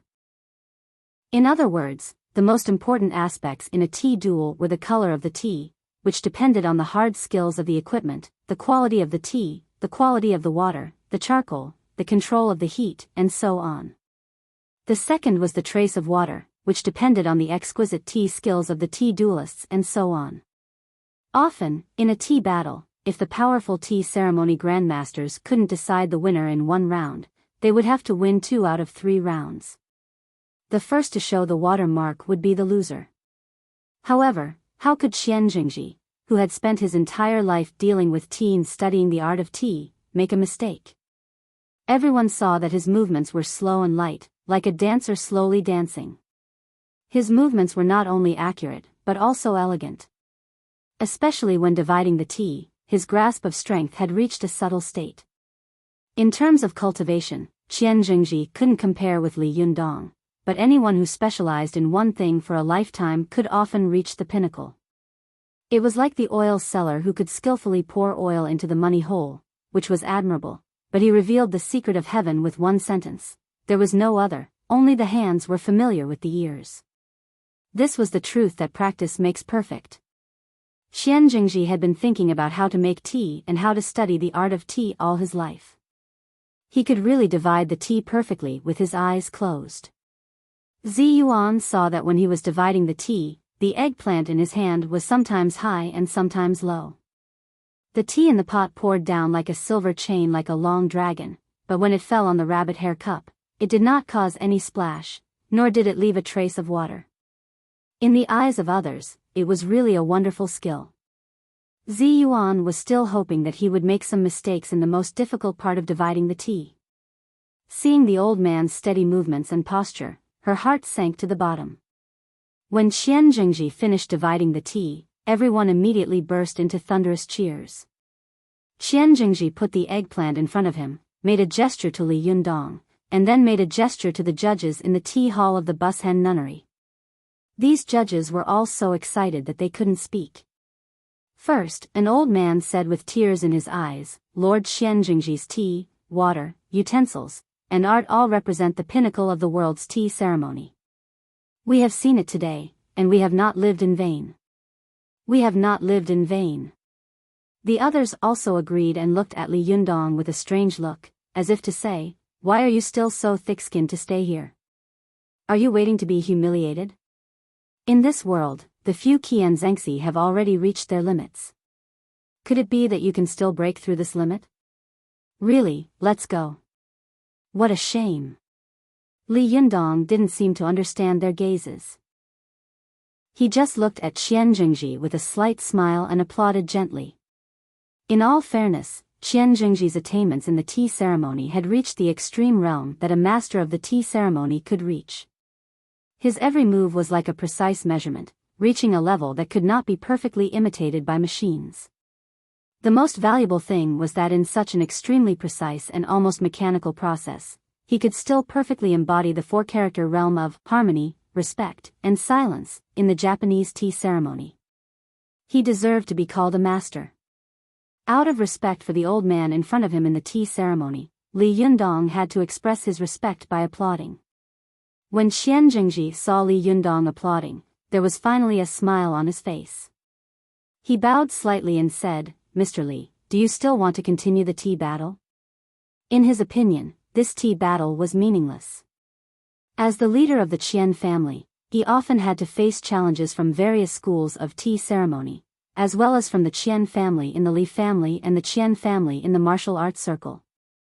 Although the three schools were all passed down from Qian Rixiu, like three sons sharing the same father and mother, and although they were all passed down from the same source, they had set up their own sects and fought openly and secretly in private, which had not stopped for hundreds of years. In order to cope with such continuous challenges, the Qian family took advantage of the opportunity of serving the nobles and secretly began to make Longyuan Qingxue, which was the peak of the tea ceremony, in order to completely defeat all the opponents of the Qian family in one fell swoop on an occasion, so that they would never dare to covet their throne in the future. This small black tea cake could be said to have consumed the savings of several generations of the Qian family. Now that it was taken out, it really had the power to conquer the country. Qian Jingji himself couldn't imagine how Li Yundong would defeat him. However, Li Yundong smiled slightly and said to Qian Jingji, of course. Lord Qian Jingji has let me see the beauty of the Japanese tea ceremony, but I also want to let Lord Qian Jingji see the so-called true meaning of the tea ceremony. Qian Jingji was surprised and then became displeased. He had been immersed in the tea ceremony for decades, and his family had been tea ceremony masters for generations. It could be said that his family had a long history of knowledge. His status in the tea ceremony was higher than that of all the students, but the young man in front of him, who didn't even have a few hairs on his mouth, was actually teaching people. It was really unpleasant to listen to. It was as if a young man who had just started cultivating had pulled on Celestial Master Zhang's sleeve and boasted shamelessly, "Hey, ox-nosed old man, watch me teach you what real cultivation is." This was simply a joke to all the cultivators in the world. Li Yundong, you may have reached the peak of cultivation, but although there are similarities between cultivation and the tea ceremony, they are two different paths after all. As the saying goes, different professions are like different mountains. It's not something that can be passed just by talking. Qian Jingji's cultivation was also excellent. Although he was unhappy, he still made a polite gesture of invitation. Li Yundong didn't stand on ceremony. Then, he waved to Shen Hui, who was holding a teapot, and Su Chan, who was holding a tea set. Su Chan and Shen Hui stepped forward and walked straight into the tea hall of the Bus Hen Nunnery. They placed the tea set and the teapot in front of Li Yundong. Although Shen Hui had participated in the tea culture and art competition in Dongwu City, compared with the one in front of her, it was like a child playing house. She usually had a bad temper, but here, she didn't even dare to breathe, let alone speak. However, Su Chan boldly asked in a low voice, "Yundong, can you win?" Li Yundong gave her a gentle smile and said, "You watch from the side." As he said this, he sat down cross-legged. Without any process of the tea ceremony, he reached out and opened the teapot. He reached out and took out the tea leaves of the mother tree, Dahongpo. He casually took a tea leaf, which happened to be the only one that was qualified to be selected as the Longyuan Qingxue. Li Yundong threw the tea leaf into the teacup and poured some water into the teapot beside him. A Dahongpo tea leaf floated up from the teacup. When the other people in the Bus Hen Nunnery saw that Li Yundong didn't have any rules of the tea ceremony at all, and didn't even know how to choose tea, how to make tea, and the order of tea, they immediately burst into laughter. Some of them even started to sneer at him on the spot. Su Chan couldn't help glaring at these people, but Li Yundong turned a deaf ear to them. He pressed his hands on his knees and looked at the teacup in front of him with a smile. Then, he pouted at Shen Hui and motioned for her to light the fire to boil the water. Shen Hui was so frightened by the ridicule around her that her face turned pale. She didn't dare to move. Li Yundong smiled at her and said, "It's okay. Just boil the water." Shen Hui saw that his smile was extremely warm, as if it was revealing a force, which suddenly made her heart double. Somehow, she calmed down, so she boldly sat down beside him and boiled the water. When the other Japanese saw this, they thought it was ridiculous to the extreme. They had never heard of someone helping them in the tea ceremony. For a moment, the sarcastic laughter became louder and louder. Shen Hui was boiling water while secretly looking at the boy beside her. When she first saw him, he was still in a clothing store. The sex fiend she had misunderstood at that time had now grown into a person who could face the ridicule of so many great masters and craftsmen without changing his expression. He was a person who was calm and indifferent. For a moment, Shen Hui's imagination ran wild, but she suddenly heard that the laughter in the nunnery had suddenly become much quieter. She couldn't help but come back to her senses and look, but she immediately widened her eyes and looked at Li Yundong in front of her with a dumbfounded expression. The tea leaf in the teacup in front of Li Yundong had sprouted and grown by itself. After a while, it had grown into a pocket-sized tea tree in front of Li Yundong. It was obviously a Dahongpo tea tree. The buds on the tea tree were green and tender, as if they were jade buds. It made people want to go forward and touch them to see if they were real. Everyone in the nunnery was stunned. They saw Li Yundong reach out and pick about a dozen tea leaves from the tea tree. With a wave of his hand, the tea tree aged and withered rapidly at a speed visible to the naked eye. Then it died, and finally turned into a pool of ashes. Li Yundong wiped it with his hand and it disappeared. At this time, the tea next to him had also been boiled. Li Yundong picked up the kettle and poured the tea leaves in the teacup. As he poured the tea, not to mention the water stains, even the water stains splashed out and dripped on the table. According to the rules of the tea competition, he could be directly judged to have lost. However, Li Yundong's expression was calm. After making the tea, he gently fanned his hand over the steam coming out of the teacup. Immediately, the whole nunnery felt a burst of tea fragrance, elegant and fragrant, intoxicating people. Qian Jingji saw that Li Yundong had finished drinking the tea and was sitting there calmly, sipping tea by himself. He asked in surprise and doubt, "Mr. Li, is this your tea ceremony?" Li Yundong took a sip of tea, put down the teacup, laughed, and said, "No, this should be your tea ceremony." As soon as he said this, someone around immediately shouted, "Nonsense, how is this our tea ceremony? You ignorant boy, don't embarrass yourself here." Li Yundong smiled and looked in the direction of the voice, then said to Qian Jingji, "Lord Qian Jingji, have you heard of a poem?" Qian Jingji frowned and asked, "What poem?" Li Yundong immediately patted the table and recited, "Boil the water, add the tea leaves, and then drink the tea in the right way. That's all you need to know. Apart from that, the tea has nothing." As soon as Li Yundong recited this poem, the sarcasm and scolding around him suddenly stopped, and almost all the Japanese people looked at each other. Qian Jingji stood there dumbfounded. Of course, he knew this poem.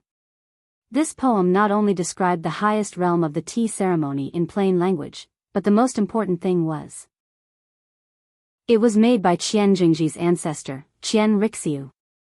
Qian Jingji suddenly realized a terrible problem. If he refuted this poem, he would refute his ancestors, refute the supreme tea sage of Japan, and even oppose the Japanese tea ceremony. But if he didn't refute this poem, he would agree that what Li Yundong did was the real tea ceremony, which was tantamount to admitting defeat. Qian Jingji was not the only one who realized this. Almost all the Japanese who saw this scene realized this. The tea fight, which was supposed to have no suspense, suddenly took a dramatic turn, which stunned them. Many people cursed in their hearts, F***CKU. I've seen shameless people, but I've never seen someone so shameless that he doesn't even use his ancestors as a gun. Did Lord Qian Rixiu provoke you? I was really shot lying down. == 4,000 words. After finishing the work at hand in the past 2 days, I've been focusing on getting rid of the jet lag all day. Last night, I lay in bed and didn't sleep all night. I got up as soon as possible and yawned. Hurry up and don't wait at night. There must be no one. I'll go to bed early and get rid of the jet lag quickly. I can't afford to stay up all night. I'm old, and staying up all night is definitely not suitable for me. Amitabha. Chapter 984. The words of Li Yundong, who was in the sage realm, made the front of the Bushen nunnery fall silent. Many Japanese who were watching the live broadcast in front of the TV also stared blankly. They had never expected that Li Yundong would recite such a poem at this time. This poem was like a big killing weapon, a trump card, heavily stabbing the hearts of all Japanese. After Su Chan, Zhou Qin, Shen Hui, and Shen Wankai heard Li Yundong's words, the scene immediately became dead silent. The surrounding Japanese people looked as if they had seen a ghost in broad daylight. Their eyes bulged out, and their mouths opened so wide that their jaws were about to fall to the ground. Su Chan and Shen Hui were standing next to Li Yunyang, so they were too embarrassed to ask more, but Shen Wankai and Zhou Qin couldn't help but turn to look at the knowledgeable Zi Yuan. Zhou Qin widened her eyes and said, "What did Master say just now? What's wrong with these Japanese?" At this time, Zi Yuan's face was also full of shock. She subconsciously whispered, "Yes, why didn't I think of this?" After Zhou Qin repeated her words, she seemed to wake up from a dream and said, Ah? You mean what Li Yundong said just now? That's Senriku's poem." Zhou Qin was puzzled, so she asked for more details, and Zi Yuan explained. As the famous tea sage of country R, Qian Rixiu played an important role in the tea industry and history of country R. Even in the whole world, his contribution and status to the tea culture and history could not be erased and doubted. Even the most extreme nationalists would have a lot of respect for this tea master and eminent monk as long as they truly understood Qian Rixiu's life. Qian Rixiu was a late bloomer. He only became Oda Nobunaga's head of tea at the age of 52. As a result, he stepped onto the political stage of Japan, and his fate took a huge turn. Later, Oda Nobunaga encountered the Hanoji incident, and Toyotomi Hideyoshi took over the world. Qian Rixiu also began his golden 15 years of glory. During these 15 years, Qian Rixiu's tea ceremony realm climbed to the peak, the realm of returning to nature. At that time, there were people who admired Qian Rixiu and wanted to learn the profound meaning of the tea ceremony. Qian Rixiu told them, the tea ceremony is to put charcoal in the stove, wait for the water to boil to the right degree, and add tea leaves to create the right taste. Put the flowers in the vase according to their growing condition. In summer it makes one think of coolness, in winter it makes one think of warmth. There is no other secret. Zhou Qin and Chen Wankai listened to Zi Yuan's whispered and quick explanation, and they couldn't help but admire Qian Rixiu. One of them was a leader in the cultivation world, and the other was a business tycoon. Both of them were wise people who could see through the essence of the prosperous world at a glance. Naturally, they knew that a high-ranking person with infinite glory could see through this point and put it into practice, showed that he had indeed seen through the false prosperity of the world, returned to the essence of Tao, and reached the realm of returning to nature. If the way of tea was like cultivation and had 9 heavens, then Qian Rixiu would definitely be a golden immortal expert at the 9th heavenly stage. Unfortunately, he wasn't a cultivation expert. Thus, Toyotomi Hideyoshi was jealous of his astonishing prestige and eventually sentenced him to death with a groundless crime. They could understand Qian Rixiu's understanding of the tea ceremony, and these Japanese naturally understood it. Although Qian Rixiu had mentioned this, it was easier to know than to do. Most of the time, a person knew this truth, but it did not mean that he could do it. Being able to do it did not mean that he really understood all of this. The realm was very mysterious. If you understood it, you understood it. If you didn't understand it, you didn't understand it. Those who understood it would reveal a charm that was beyond the reach of others in every move. Those who didn't understand it would be as stupid and ridiculous as clowns if they pretended to understand it. When Qian Rixiu said these words in front of everyone, these people would sigh and say, Lord Qian Rixiu's realm is beyond our reach. But if it was someone else, these people would definitely scold him in front of his face, don't be pretentious, or you will be struck by lightning. However, when Li Yundong said these words, some people were ecstatic in their hearts, but some people were moved, and some even looked thoughtful. When Qian Zhengji heard Li Yundong's words, he was the one who was touched the most. However, as a descendant of Qian Rixiu, he always wanted to understand Qian Rixiu's realm. However, the understanding of the realm was not only related to talent, but also to status and experience. Qian Zhengji could understand what Li Yundong had said, but he didn't believe that Li Yundong had understood such a realm, because the level of fighting strength and the level of the spiritual realm were not necessarily proportional to the logical relationship. In the history of Japan, there were many masters who were strong in fighting, but their spiritual realm was extremely low. Qian Zhengji frowned and said to Li Yundong with great displeasure, Mr. Li, you want to make a comeback by quoting the ancestors' words. Isn't it too childish? Li Yundong looked at Qian Zhengji calmly. He sighed slowly and said, Lord Qian Zhengji, do you really think that I am so eager to win this tea competition? Qian Zhengji was stunned and looked at Li Yundong blankly. Li Yundong shook his head, looked at Qian Zhengji with a disappointed look, and said, as a tea ceremony master, I deeply admire Qian Rixiu's understanding of the tea ceremony and the realm he has reached. He is a master who has understood the meaning of life and death and the universe. Unfortunately, his descendants are obsessed with vanity and prosperity. They are fools who ignore the invisible great way. Qian Zhengji was suddenly shocked by this scolding. As the saying goes, the greatest sound is silent, and the great way is invisible. The highest realm of any Taoism in the world is the simplest. For example, the realm of the unity of heaven and man that Li Yundong had comprehended. What was the unity of heaven and man? Since ancient times, countless people had wanted to explain these 4 words. They had used countless words and works, and they were piled up like a mountain. In fact, these 4 words were simply one sentence: the harmony and unity of the human body's own small universe and the universe of heaven and earth.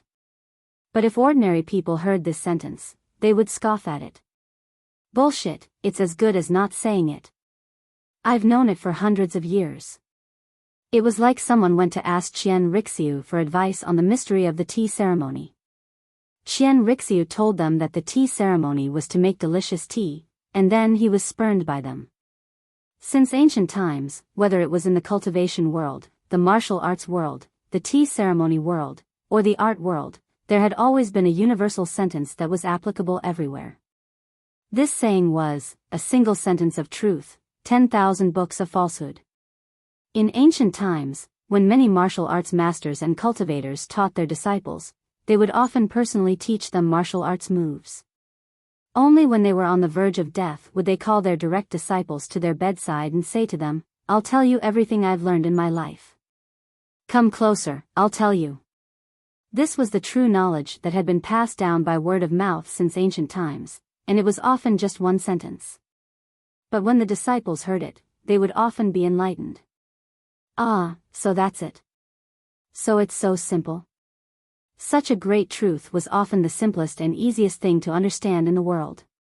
But if it was too easy, the disciples often didn't take it seriously and thought that the master was unreliable. How could such a simple truth be the true method? If you don't believe it, you must have hidden it. Therefore, there was a saying in the cultivation world and the martial arts world, the great way was easy to find, but the small skills were hard to find. This was because the great way was actually something that everyone in the world could touch, but only a few great masters and great craftsmen could comprehend something that belonged to them from the simplest things in the world. These things were what made them different from mortals. These things were collectively known as realm. When Ziyuan heard Li Yundong say the true meaning of Qian Rixiu's tea ceremony, she was also greatly shocked.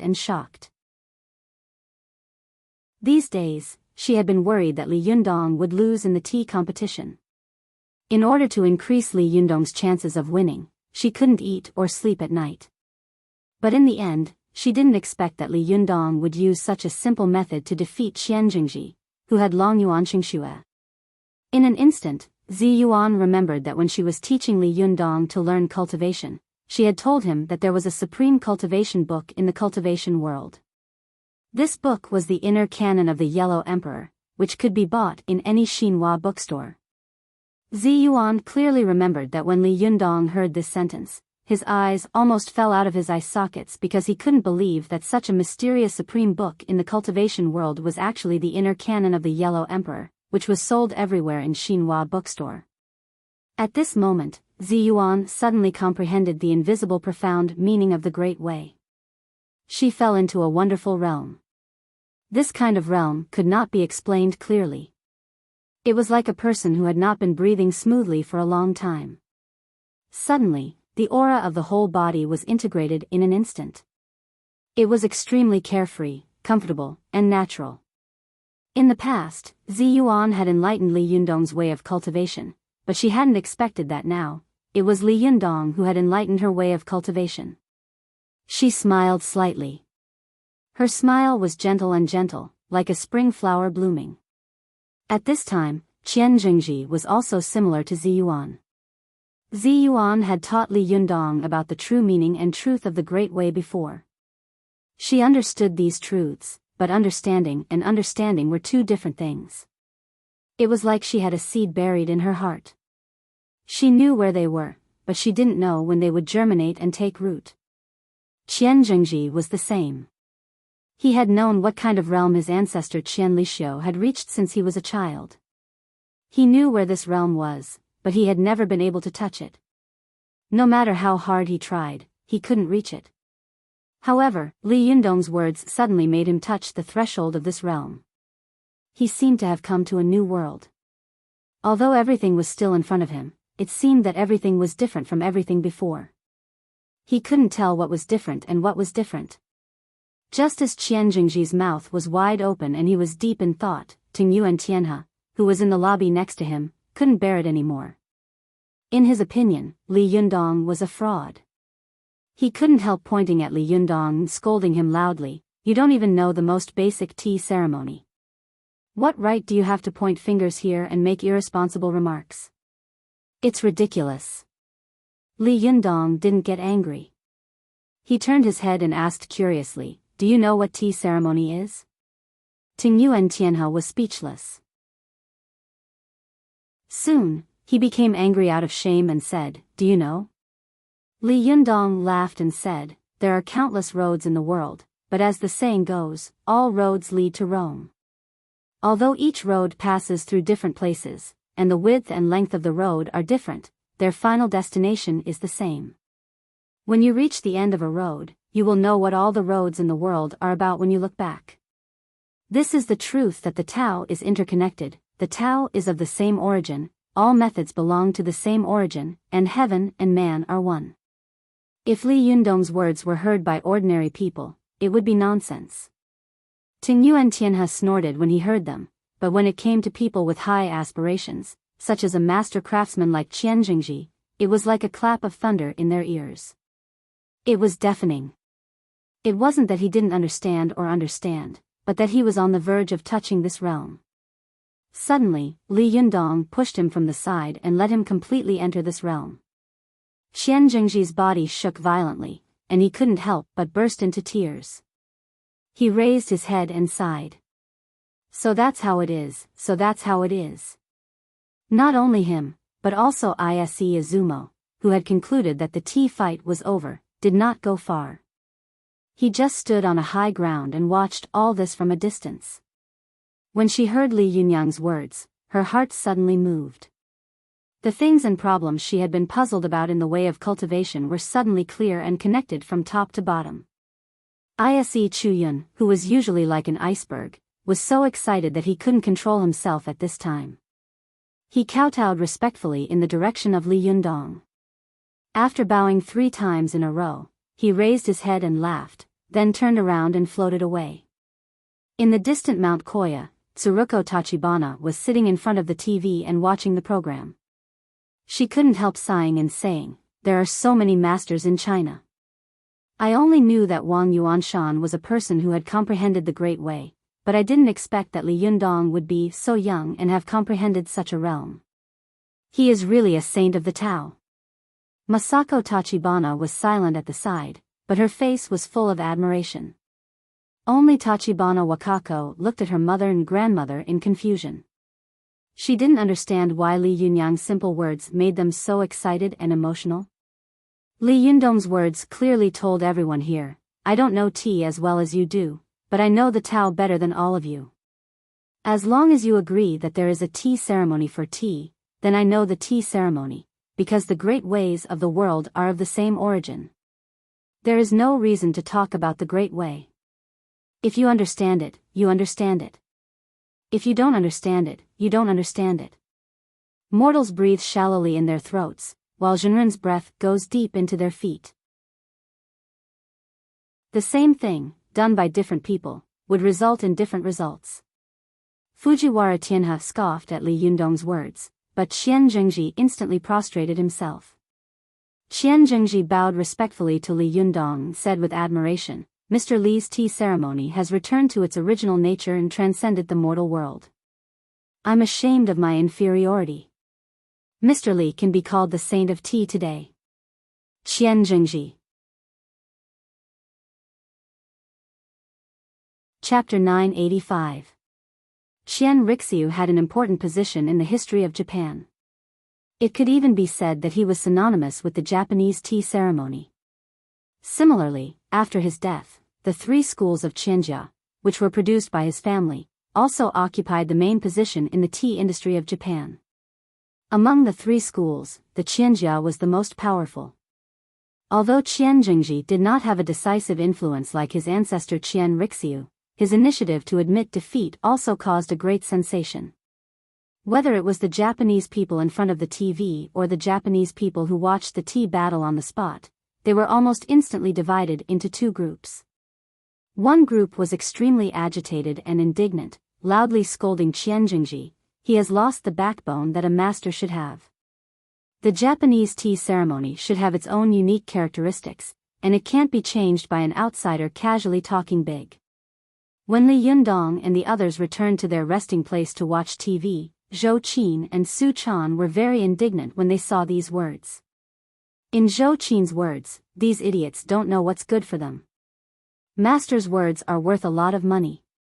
It's okay that they don't know what's good for them, but they actually want to deny and change the result of the tea battle. The little girl stood quietly at the side and didn't say anything. She just stared at Li Yundong, and Zi Yuan also seemed to be thinking about something.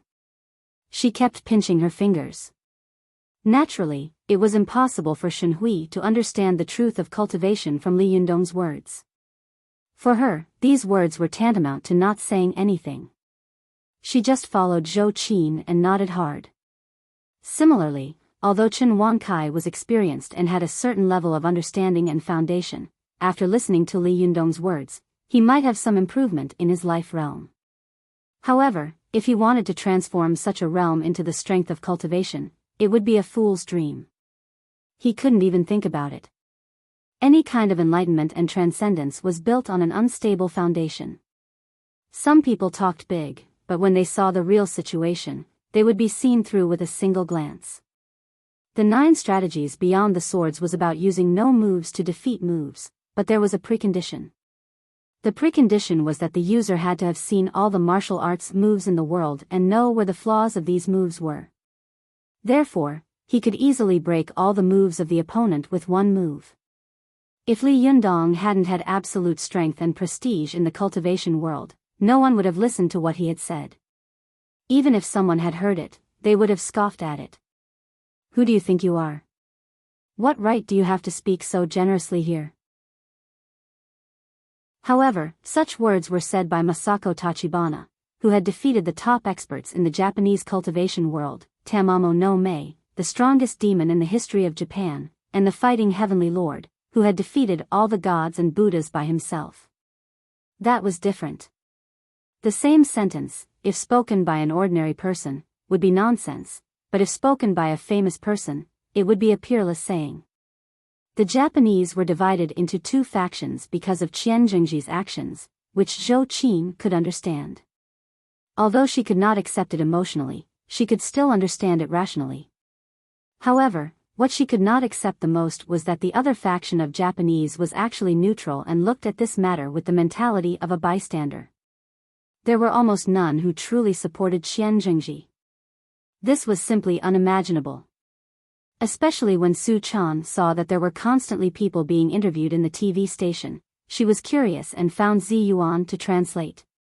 After learning about the situation inside, she couldn't help but be tongue-tied and ask, "Sister Zi Yuan, why don't these people understand the great way that Yundong mentioned?" Zi Yuan smiled slightly and said, "In fact, it's very normal. If so many people in the world understood the great way, the heaven realm would be overcrowded." Su Chan suddenly understood. It was really rare for someone with great wisdom to be able to see the general trend from a little. Su Chan turned her head to look at Li Yundong and asked, "Yundong, do you think this tea competition will help us open the Desanxian tea shop in Japan?" After Li Yundong returned to the place where he had stayed, he had been sitting between the tatami in the corridor, looking up at the sky. He didn't hear the angry voices of Zhou Qin and the others in the room. When Su Chan spoke to him, he turned his head, smiled slightly, and said, "It doesn't matter whether it's helpful or not. What's important is that they have split up and wavered, and there are doubts and confusion. More importantly, they all know who I am and what the Desanxian is. This is an advertising effect that no amount of money can buy." Chen Wankai, who was beside him, also knelt down on the tatami and said with emotion, "Master, you really should go into business." Li Yundong chuckled and asked slyly, "But have you ever thought that if I go into business, I won't be able to cultivate? If I don't know how to cultivate, how can these Japanese obey me? If they don't accept me, how can you sigh because of this?" Chen Wankai was stunned for a moment, then he laughed and said, "Master, your words are very meaningful. It makes sense, it makes sense."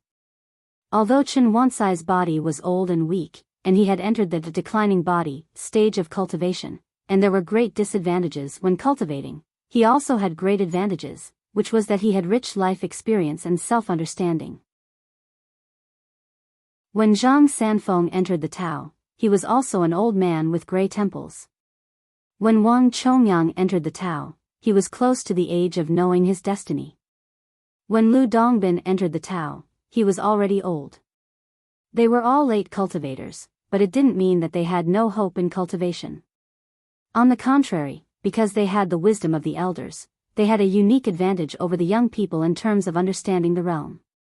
As the saying goes, the old don't practice martial arts, and the young don't cultivate the Tao.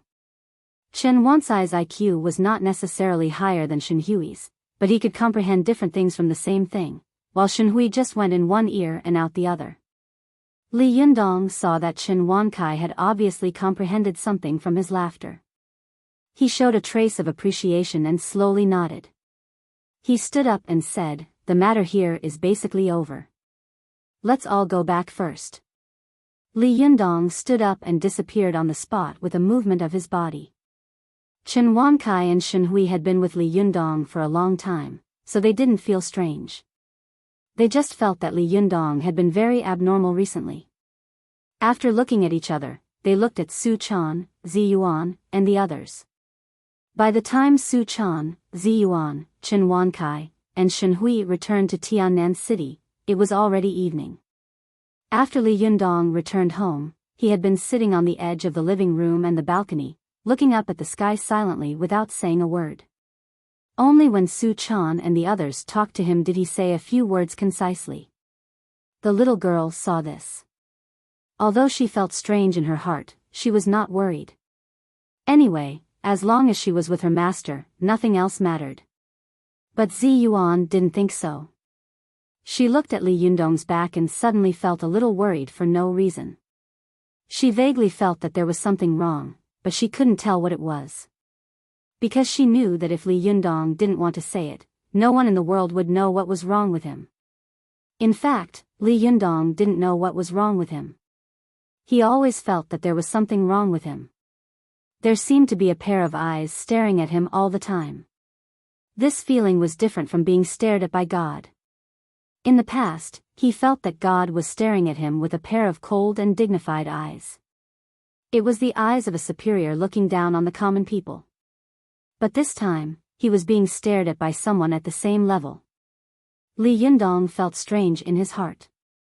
He released his qi and jinqi to explore, but he couldn't find anything.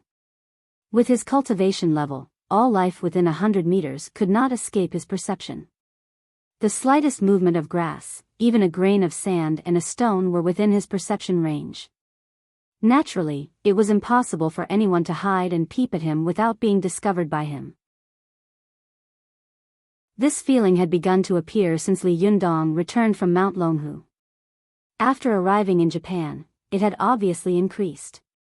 At first, Li Yundong didn't take it to heart. He thought it was a psychological expectation that he might be noticed at any time in a foreign country. But when he returned to Tiannan City, he found that this feeling was getting stronger and stronger. Li Yundong took a deep breath and temporarily put aside this strange feeling. He breathed slowly and steadily, gradually entering a deep state of meditation. This time, he obviously felt different from before. In the past, when he entered a deep meditation, Li Yundong could feel that although most of the places around him were still dark, he was in a bright light. But this time, he found that his spirit space was full of auspicious clouds and rosy clouds, and the sky seemed to be overflowing with color and shining with divine light. Li Yundong was stunned. Soon, he saw a person appear in the clouds. This person was dressed in a golden robe, had a feather crown on his head, and held a Jindan jade slip in his hand. This person looked at him from above in the clouds without saying a word. It was not until Li Yundong's figure was approaching him that he waved his hand and threw down the Jindan jade slip in his hand. Li Yundong raised his hand to catch it and saw that there were rows of ancient seal script written from right to left and from top to bottom on the jade slip. As far as Li Yundong's eyes could see, the characters on it slowly disappeared one by one. When the last character disappeared, Li Yundong suddenly woke up from his deep meditation. As soon as Li Yundong woke up, he fell into deep shock and thought. He suddenly remembered the song of the 9th turn of the heavenly Jindan technique. The 9 turns of the carefree Tao fruit is complete, and one becomes an immortal with 3,000 achievements. The Jindan jade slip announces the Qing dynasty, and the crane rides the cloud carriage to the cave. Does this mean that I have reached the peak of the golden immortal realm and can go to the highest heaven of the ninth heaven? But if I become an immortal, what about Su Chan? What about Ziyuan? What about Zhou Qin? What should I do with everything I have in this world? Li Yundong suddenly turned his head and looked at his home behind him. For a moment, he was stunned. If nothing unexpected happens, the new book will be released on January 1st. As for the new title, it's a secret for the time being. Uneasy face. Chapter 986. Leader, are you going to abolish the Fox Zen school and set up your own school? Early in the morning, the little foxes of the Fox Zen school heard a piece of news that shocked her but was not surprised at all.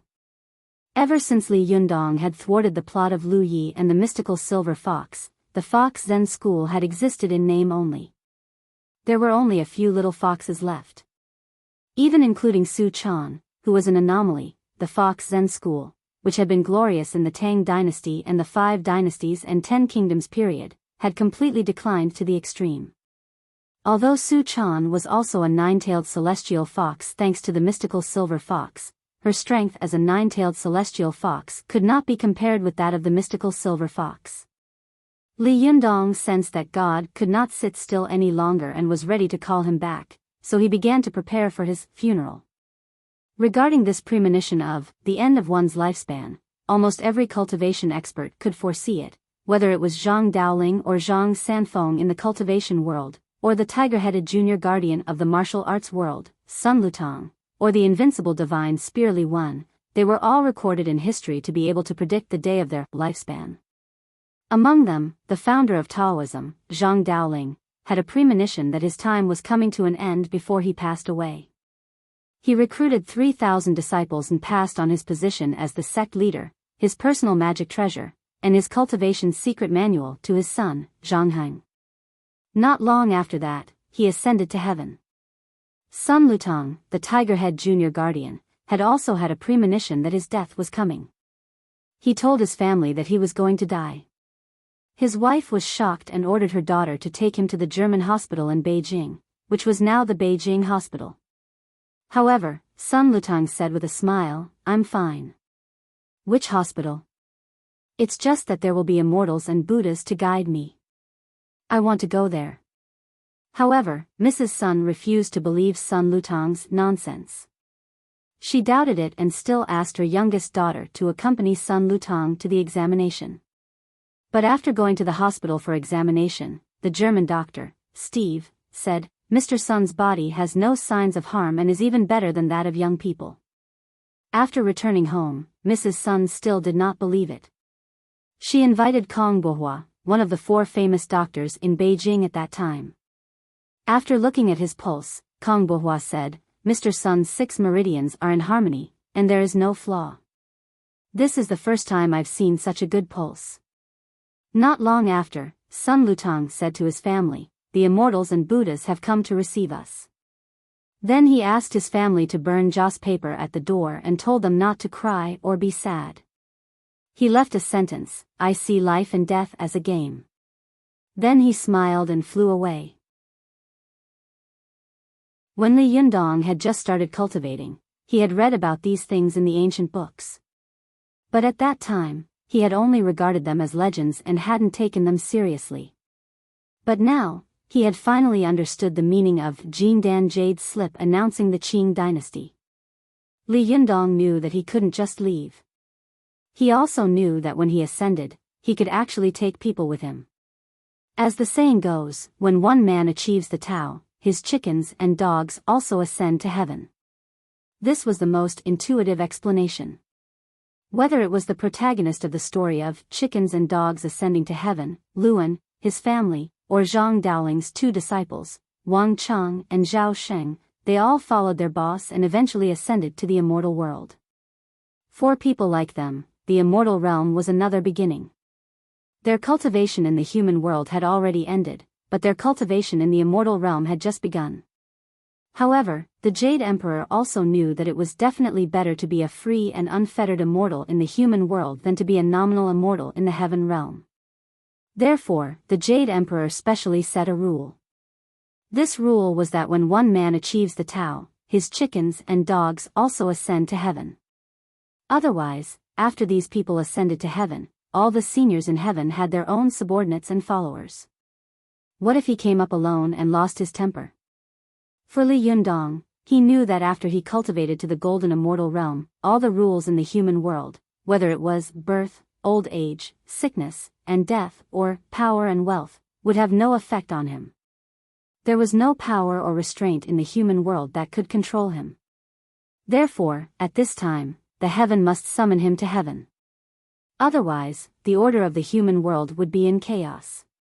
Therefore, the Jin Dan Jade slip announcing the Qing dynasty that he had received was actually a naked threat. If you don't hurry up to heaven, the gods and Buddhas will come down to take you away. You can ignore yourself, but we are not afraid of killing all the people around you. This kind of thing had been done before in the heaven realm. Zhang Sanfeng was a case. This man lived from the southern Song dynasty to the middle of the Ming dynasty, and there were still people who saw him. Although he only began to cultivate when he was old, even if he began to cultivate at the age of 70, his cultivation had definitely steadily stepped into the golden immortal realm after 30 years. However, he still refused to go to heaven, which made the heaven realm so angry that it wanted to kill the people around him. However, he had abandoned the position of the leader of the Wu-Tang sect early and lived in seclusion in the mortal world. There was no one close to him. It was also because of this that there were many people with the surname Zhang in the Wu-Tang sect for hundreds of years, but none of them were the children of Zhang Sanfeng. This reclusive master had lived for 200 or 300 years, but he did not dare to leave a son at all, because he knew that if he did, it would only mean one thing, death. The heaven realm would not allow anyone close to him to live, so Zhang Sanfeng had to hide everywhere in the second half of his life. Li Yundong knew that even though he was not afraid of threats and could continue to live freely in the human world like senior Zhang Sanfeng, there were too many people around him that he cared about. He did not want anything to happen to them. Most importantly, he could take some of them with him to heaven. But who should he take with him or not? Or all of them? This was another question worth considering. But compared to this problem, there was a more important problem. He had to settle down the little foxes. Li Yundong didn't even ask if the little foxes were willing to go to the heaven realm with him. He didn't even tell Su Chan and the others. First, he was afraid that they would be worried. Second, he wanted to deal with some things first. Third, he was afraid that the little foxes would not adapt to the heaven realm. They were fox demons and did not have the strength to protect themselves. If they went to the heaven realm, it would be a disaster rather than a blessing. Fourth, he still had some unfinished plans in the human world that needed someone to take care of. Although the little foxes were naive and ignorant, they were loyal, so they could be entrusted to him. After thinking about it, Li Yundong decided to settle them first. But to do so, he had to do one thing first: abolish the Fox Zen school and establish a new sect. When the little fox Ling Yu heard that the leader wanted to abolish the Fox Zen school, she was a little reluctant, but she also knew his difficulties. She boldly asked, "Leader, what should we do if we abolish the Fox Zen school?" Li Yundong looked at the little foxes and said with a smile, "In fact, it's not abolishing. It's just changing the name of the original Fox Zen school, then giving it a new name and establishing a larger new sect." One of the little foxes next to him said timidly, "But leader, we think it's good as it is now." Ling Yu turned her head and glared at her. "Don't talk nonsense. Don't you know how much the leader has been implicated because of us?" Su Chan held Li Yundong's arm and just looked at him with a slight smile. She didn't say anything at all. Li Yundong turned to ask her, but she just smiled and shook her head. Instead, she asked curiously, "Yundong, you want to establish a new sect. What name are you going to give it?" Zi Yuan and Zhou Qin were also next to him at this time. The two of them were the most concerned about Li Yundong establishing a new sect. One was very pleased to see Li Yundong establish a new sect, and the other was secretly delighted to see her master establish his own sect. After all, being a disciple of the leader of the Fox Zen school and being a disciple of the leader who had established his own sect were two completely different feelings. Zi Yuan and Zhou Qin also looked at Li Yundong with their eyes wide open. Li Yundong glanced at them and said with a smile, "Do you have any good suggestions? Tell me, I remember that the name de Sanxian was given by you." Thinking of the situation at that time, Su Chan, Zi Yuan, and Zhou Qin all laughed. Zi Yuan smiled and said, "That's right. We just started it. It's up to you to decide on the name."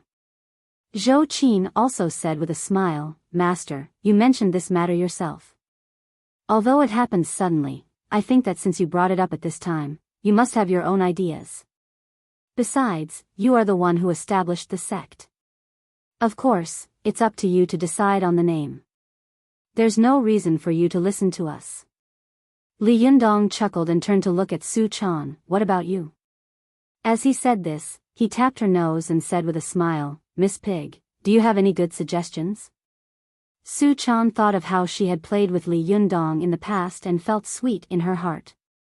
She didn't argue with Li Yundong, just smiled sweetly and said, "I'll listen to you." After Li Yundong asked around, they all said that they would listen to him. Only then did he say, "I thought about it. Since it's a sect that has been changed from the Fox Zen school, it should more or less retain some of the flavor of the Fox Zen school. I think we can keep the word Zen and replace it with the word Xian. What do you think?" Ling Yu, the little fox, murmured in a low voice, "Xian Zen school, Xian Zen school. It seems not bad." Zi Yuan praised, "This name is good. The word Xian represents Taoism, and the word Zen represents Buddhism. It just reflects the characteristics of your dual cultivation of Buddhism and Taoism, and it also fits the characteristics of this sect." Li Yundong smiled and nodded. "Well, from now on, there will be no Fox Zen school. There will only be Xian Zen school."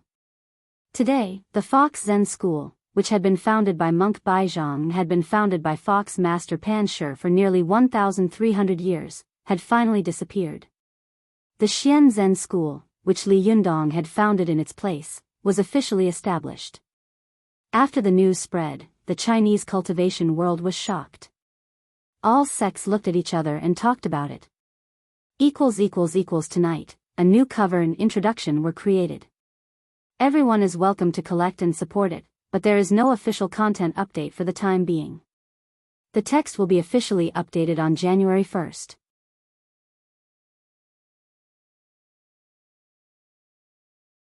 Chapter 987.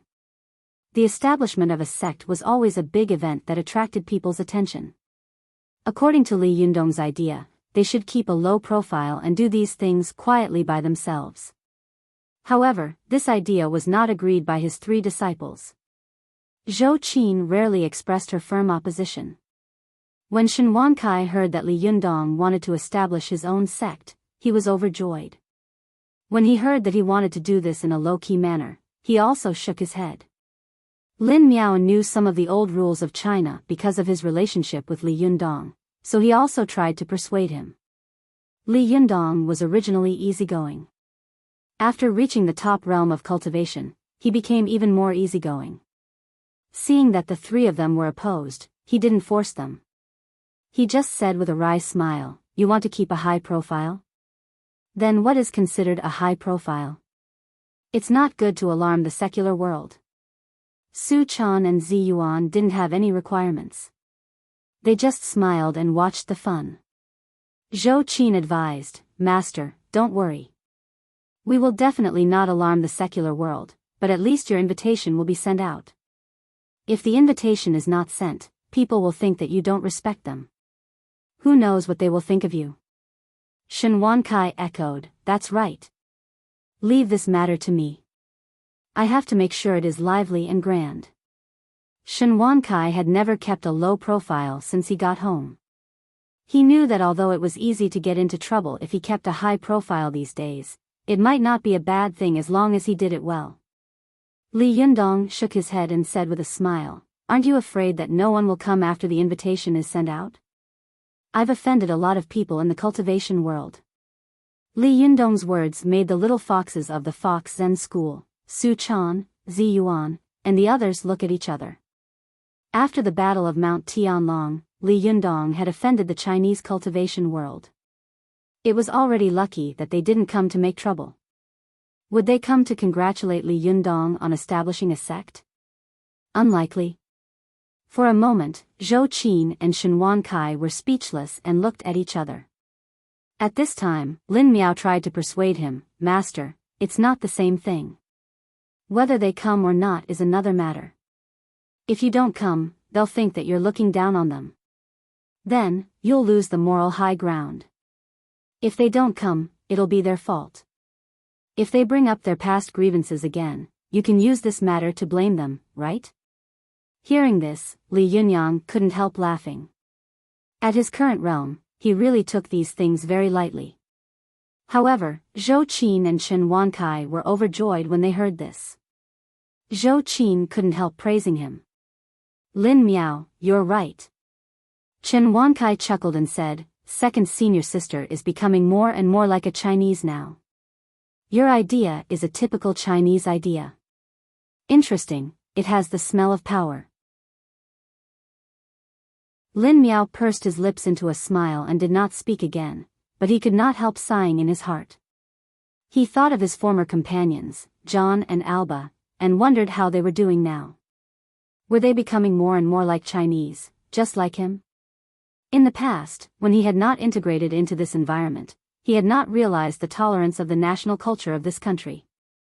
Now, Lin Miao had completely understood why this country and its people had been repeatedly invaded and even conquered by foreign nations for thousands of years, whether it was the Wei, Jin, Southern and Northern dynasties, the 5 dynasties and 10 kingdoms, or the Yuan and Qing dynasties.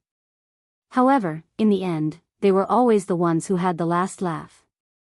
This was because this nation and this country had a very strong, deep, and broad cultural foundation and tolerance. The invaders could conquer this civilization for a while, but in the end, they would be conquered by this civilization and devoured until they were integrated into one. Li Yunyang glanced at Lin Miao with a smile and said, "Since you all say so, then do it first. Anyway, no one will come when the time comes. I don't care if you lose face and make a fool of yourself." Zhou Qin and Shen Wankai were overjoyed. After receiving them, they went to do their own things. Zhou Qin, Zi Yuan, and Lin Miao were busy writing golden invitations. There were many cultivation sects in China, and there were more than a dozen or 20 branches of the Chuanjin sect alone. It was not easy to send them all. Chen Wankai turned around and went out to busy himself with other things. Founding a sect was easy to say, but it was a complicated project. At the very least, there had to be a place for the sect to be established. Looking at all the cultivation sects in the world, which one didn't want to occupy a spirit mountain with their headquarters? Who would set up a sign in a city community and say that they were opening a sect? That would be a big joke, and they would be laughed at by others. Therefore, a group of people reached a preliminary agreement that although Tiannan City was still prosperous, there was no spirit mountain. After looking around, they all decided to set up the sect on Mount Tianlong, which used to be the Fox Zen School. However, the lease contract for the Taoist field on Mount Tianlong had not been settled. At first, Wang Jinyuan had used it as a transaction item to make a deal with Li Yunyang. Chen Wankai was going to settle this matter. Otherwise, if they set up a sect on Mount Tianlong and were driven out, it would be the most ridiculous thing in the world.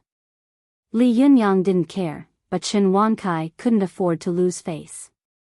After the group of people finished their discussion, they dispersed to do their own things. Only Li Yunyang was the most leisurely. He leisurely looked at them with his hands in his sleeves and a slight smile on the corner of his mouth. Time passed quickly. After Zhou Qin and the others had sent out all the invitations, Li Yundong and the others had slowly moved their clothes to Dongwu City. The tea house of Desangxian had also been opened in Dongwu City.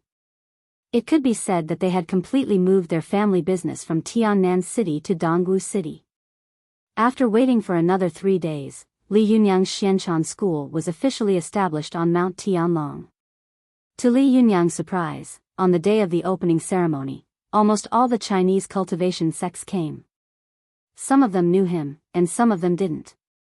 For a moment, Mount Tianlong was full of people and masters. According to the rules, when a sect was established in a place, it would definitely be provoked and challenged by the local sections. It was just like when Li Yunyang went to Japan to open a tea house. He would definitely have to fight tea first. Only after passing the test could he be qualified to open a tea house. But who was Li Yunyang? He was a living golden immortal.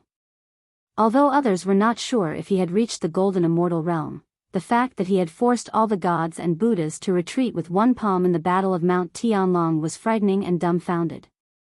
Who would dare to ask him to see if he was qualified to open a sect?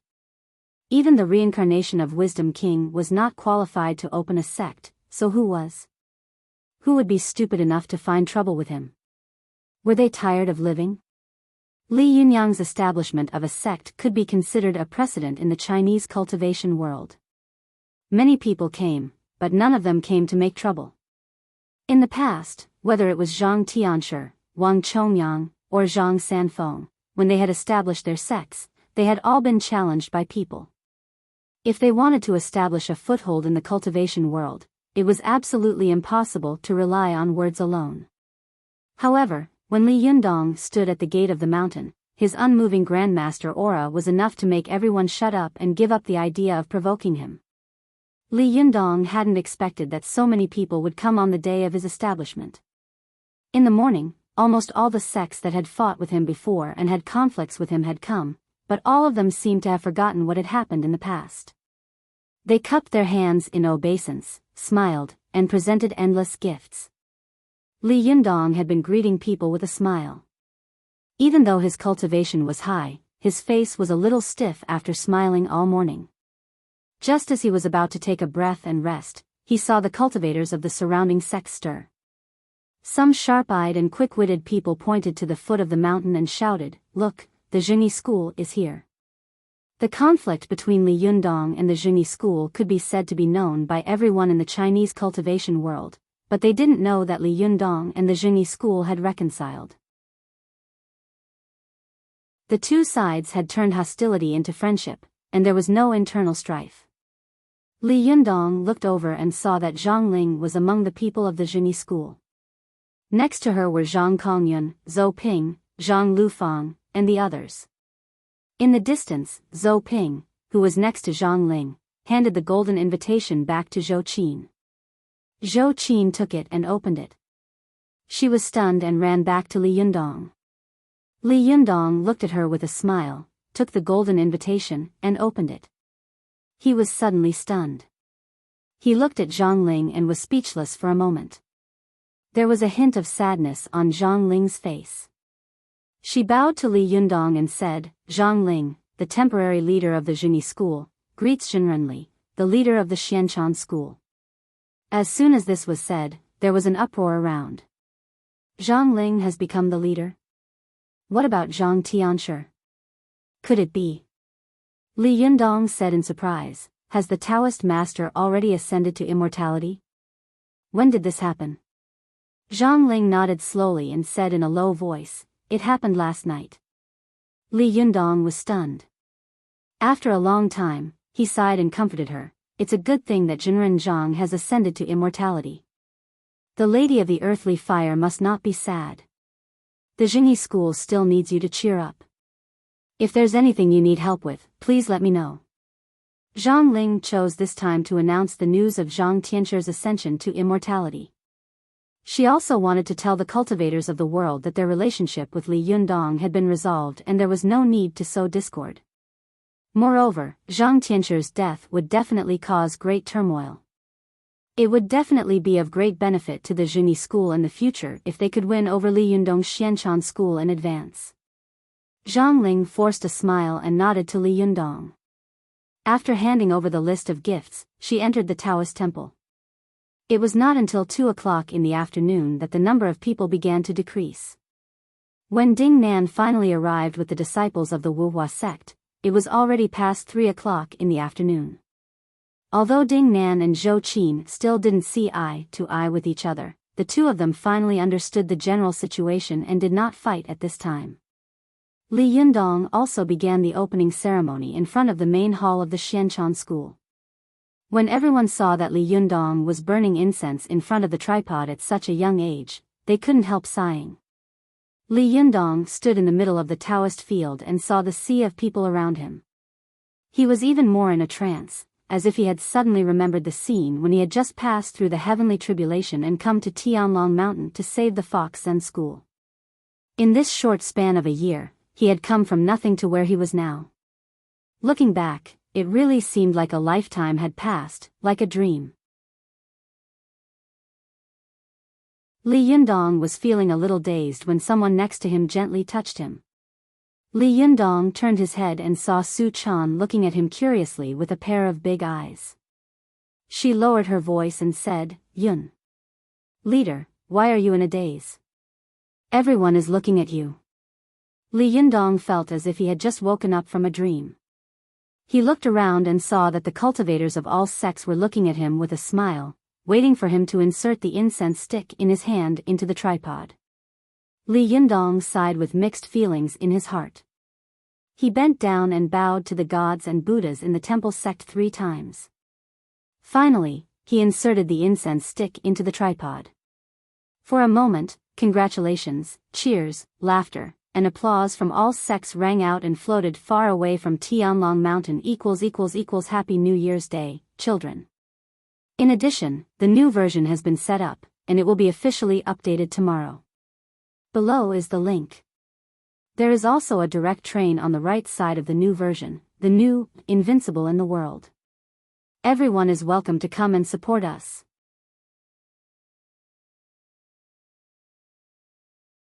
Chapter 988. After the opening ceremony, the leaders of the other sects left one after another. Li Yundong sat alone in the meditation room and was lost in thought, thinking about what he would do in the future. While Li Yundong was thinking about something, he suddenly heard the door open. He turned his head and saw the little girl standing at the door, looking at him with a smile. Her hands were behind her back, as if she was hiding something. Li Yundong chuckled, waved at Su Chan, and said, "What's wrong? Why are you being so mysterious?" Su Chan walked up to Li Yundong with a smile and opened her palm in front of him. It was a paper crane. The little girl said as if she was asking for credit, "Yundong, look, I can fold spirit cranes." As she spoke, the paper crane in her palm suddenly flapped its wings and flew up. Li Yundong laughed, pinched the little girl's nose, and said, "I thought it was something important. You really don't know how to be shy. You are a 9-tailed celestial fox. Why are you still acting like a child? This is a low-level Taoist magic. What's there to show off?" Su Chan pouted and said, "You can't say that. If it hadn't been for this little paper crane, I don't know what would have happened later. I might not have been able to contact you." Li Yundong was stunned for a moment, and then he remembered that he and Su Chan had been in the flying crane legend. He chuckled and reached out to take the paper crane in his hand. He looked at Su Chan and said with a smile, "Yes, if we love each other for a long time, we won't." Li Yundong originally wanted to say, "We won't be together every day," but Su Chan said with a cheeky smile, "We won't be in bed." Li Yundong laughed, hugged the little girl, kissed her forehead, and said with a smile, "Silly girl." Su Chan giggled, and her soft body snuggled in Li Yundong's arms, as if she wanted to rub herself into Li Yundong's body. Li Yundong hugged Su Chan and suddenly thought of something. He asked softly, "Chaner?" Su Chan put her arms around Li Yundong's waist and replied sweetly, "Hmm?" Li Yundong smiled and asked, "If I ascend to the heaven realm one day, will you go with me?" The little girl was a smart person. She immediately raised her head and asked in surprise, "Yundong, are you going to ascend? Do you want to go?" Li Yundong asked in return. Su Chan nodded without hesitation and said, "I'll go wherever you go. You can't leave me behind. Even if you go to hell, I'll follow you." Li Yundong smiled and tapped her nose. Don't be silly. Why would I go to the 18th level of hell? Are you cursing me? Su Chan smiled and pressed her cheek against his chest. Her eyes were closed, and her face was full of smiles. It was as if the two of them would stay like this forever. After a while, Li Yundong patted her on the shoulder and said, "Get up. Before going to the heaven realm, I have to see someone." Su Chan raised her head and asked, "Who are you looking at?" "Should I go?" Li Yundong thought for a moment and said, "You go with him. This person is more or less related to you." Su Chan was surprised, but she didn't say anything. She got up and followed Li Yundong out. Li Yundong took Su Chan and flew in the direction of Tiannan City. Su Chan's heart skipped a beat, and she vaguely guessed who Li Yundong wanted to see. After arriving at Tiannan City, Li Yundong landed next to a building in the city center. He didn't go in, but just watched from the side. Su Chan didn't ask much and stayed obediently by the side. It wasn't until the sun was about to set that many office staff and beautiful white-collar workers came out of the building. There was a familiar figure in this group of people. Li Yundong looked at this figure, and for a moment, his eyes were complicated and filled with emotion. Su Chan took a closer look and saw that this woman was extremely beautiful and stunning. It was Chow Kefi. Su Chan was slightly surprised and said, "Has her soul been reconstructed?" Li Yundong looked at Chow Kefi and nodded slowly. Yes, Ziyuan reconstructed her soul in the lotus pool and washed away all her memories related to the cultivation world, including ours. She has nothing to do with the mystical silver fox now. Su Chan sighed softly and looked at Chow Kefi. For a moment, she was filled with emotion. Does she still know you now? As soon as she finished speaking, she saw Chow Kefi suddenly look at them with a smile on her face. She raised her hand happily and waved it. Su Chan was shocked. Does she still know us? She stared blankly at Chow Kefi walking toward them. For a moment, Su Chan was at a loss and didn't know how to greet Chow Kefi. If she still remembered the matter of the mystical silver fox, what was her relationship with her? Previous life? This life? Next life? This relationship is really complicated. But just as Su Chan was struggling, she saw Chow Kefi walk to their side. She walked straight past them and said to another person with a smile, "You're here? Hurry up and get in the car. I've been waiting for you for a long time." Su Chan turned her head and saw a slim woman standing next to Chow Kefi.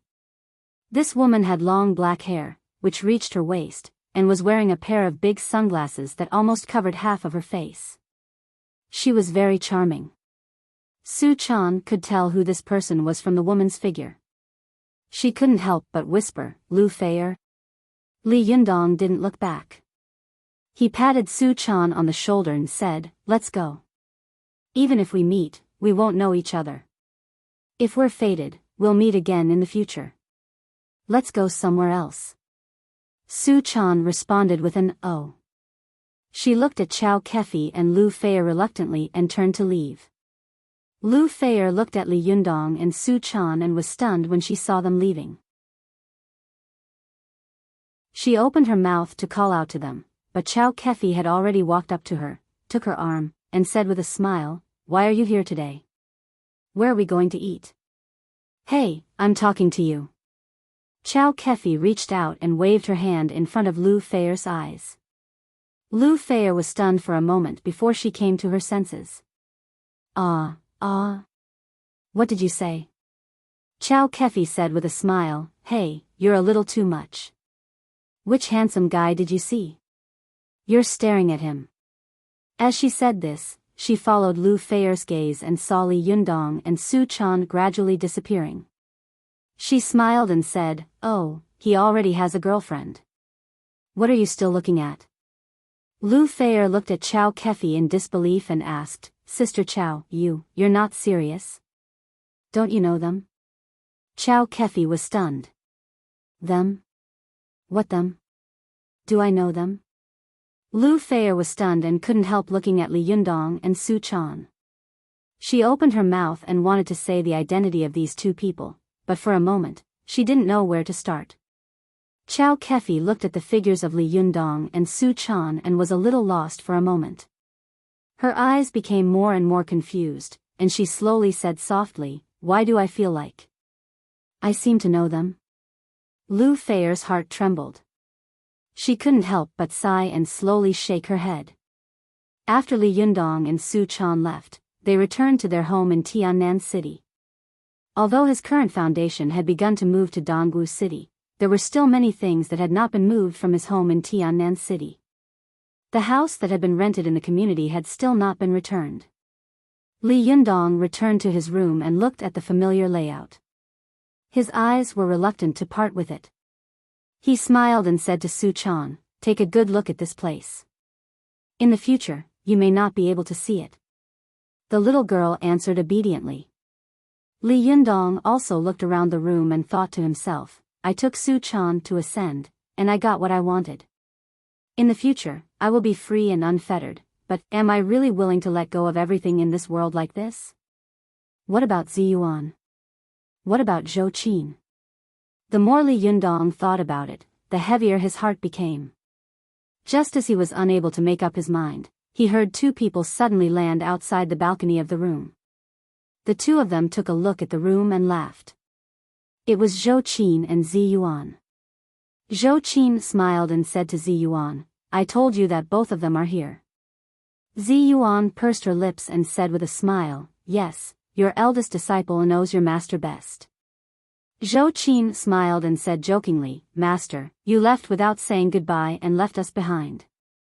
That's not good." The two of them came in hand with a smile, and two pairs of beautiful eyes fixed on Li Yundong.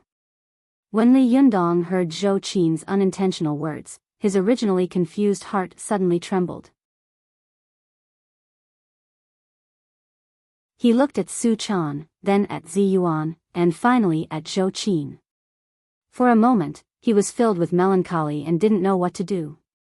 The expression on his face was sad and happy, and he was actually stunned. Please take a few seconds to read the whole speech. Finally, it was over. All good things must come to an end. After writing the last word, Tang Tang had mixed feelings in his heart. He didn't know what it was like to be sad and happy at the same time. "Tang Tang, I've experienced many things over the past year, and I've also met many respectable and adorable friends. I can't thank each and every one of you, but from the bottom of my heart, I sincerely thank each and every one of you for accompanying me all the way here. Thank you. Without you, there would not have been this book and the results of this book. I know that many readers have left me messages saying that there are still many things left unexplained in this book. In fact, I also know that, because I have already put their stories in the next book. Among them are Mei Duo, Zhou Qin, Ding Nan, Lin Miao, Li Sen, Zhao Jing, Lu Feier, Yan Fang, and Song Yuqiao. I will also reveal their respective fates, including who Li Yundong ended up with in the end, and what happened to the Xianchan school and the sequel, Invincible in the World. The sequel has officially been updated today. The style of this book is the same as that of the Fox Spirit, but the protagonist's character is different from Li Yundong's. Otherwise, if everything is the same, everyone might as well read the Fox Spirit again, right? There will also be a funny story and touching love, but there will also be different new things. There will be laughter, tears, passion, and mystery. I believe that everyone will like this story when the time comes. In 2012, we will end Raising a Fox Spirit at Home. In 2012, we will start a new story, the new Invincible in the World. I look forward to your attention. You're tuning into the Biyao's Wuxia Chronicles YouTube channel. Don't forget to subscribe and join us on this journey to catch the most captivating stories.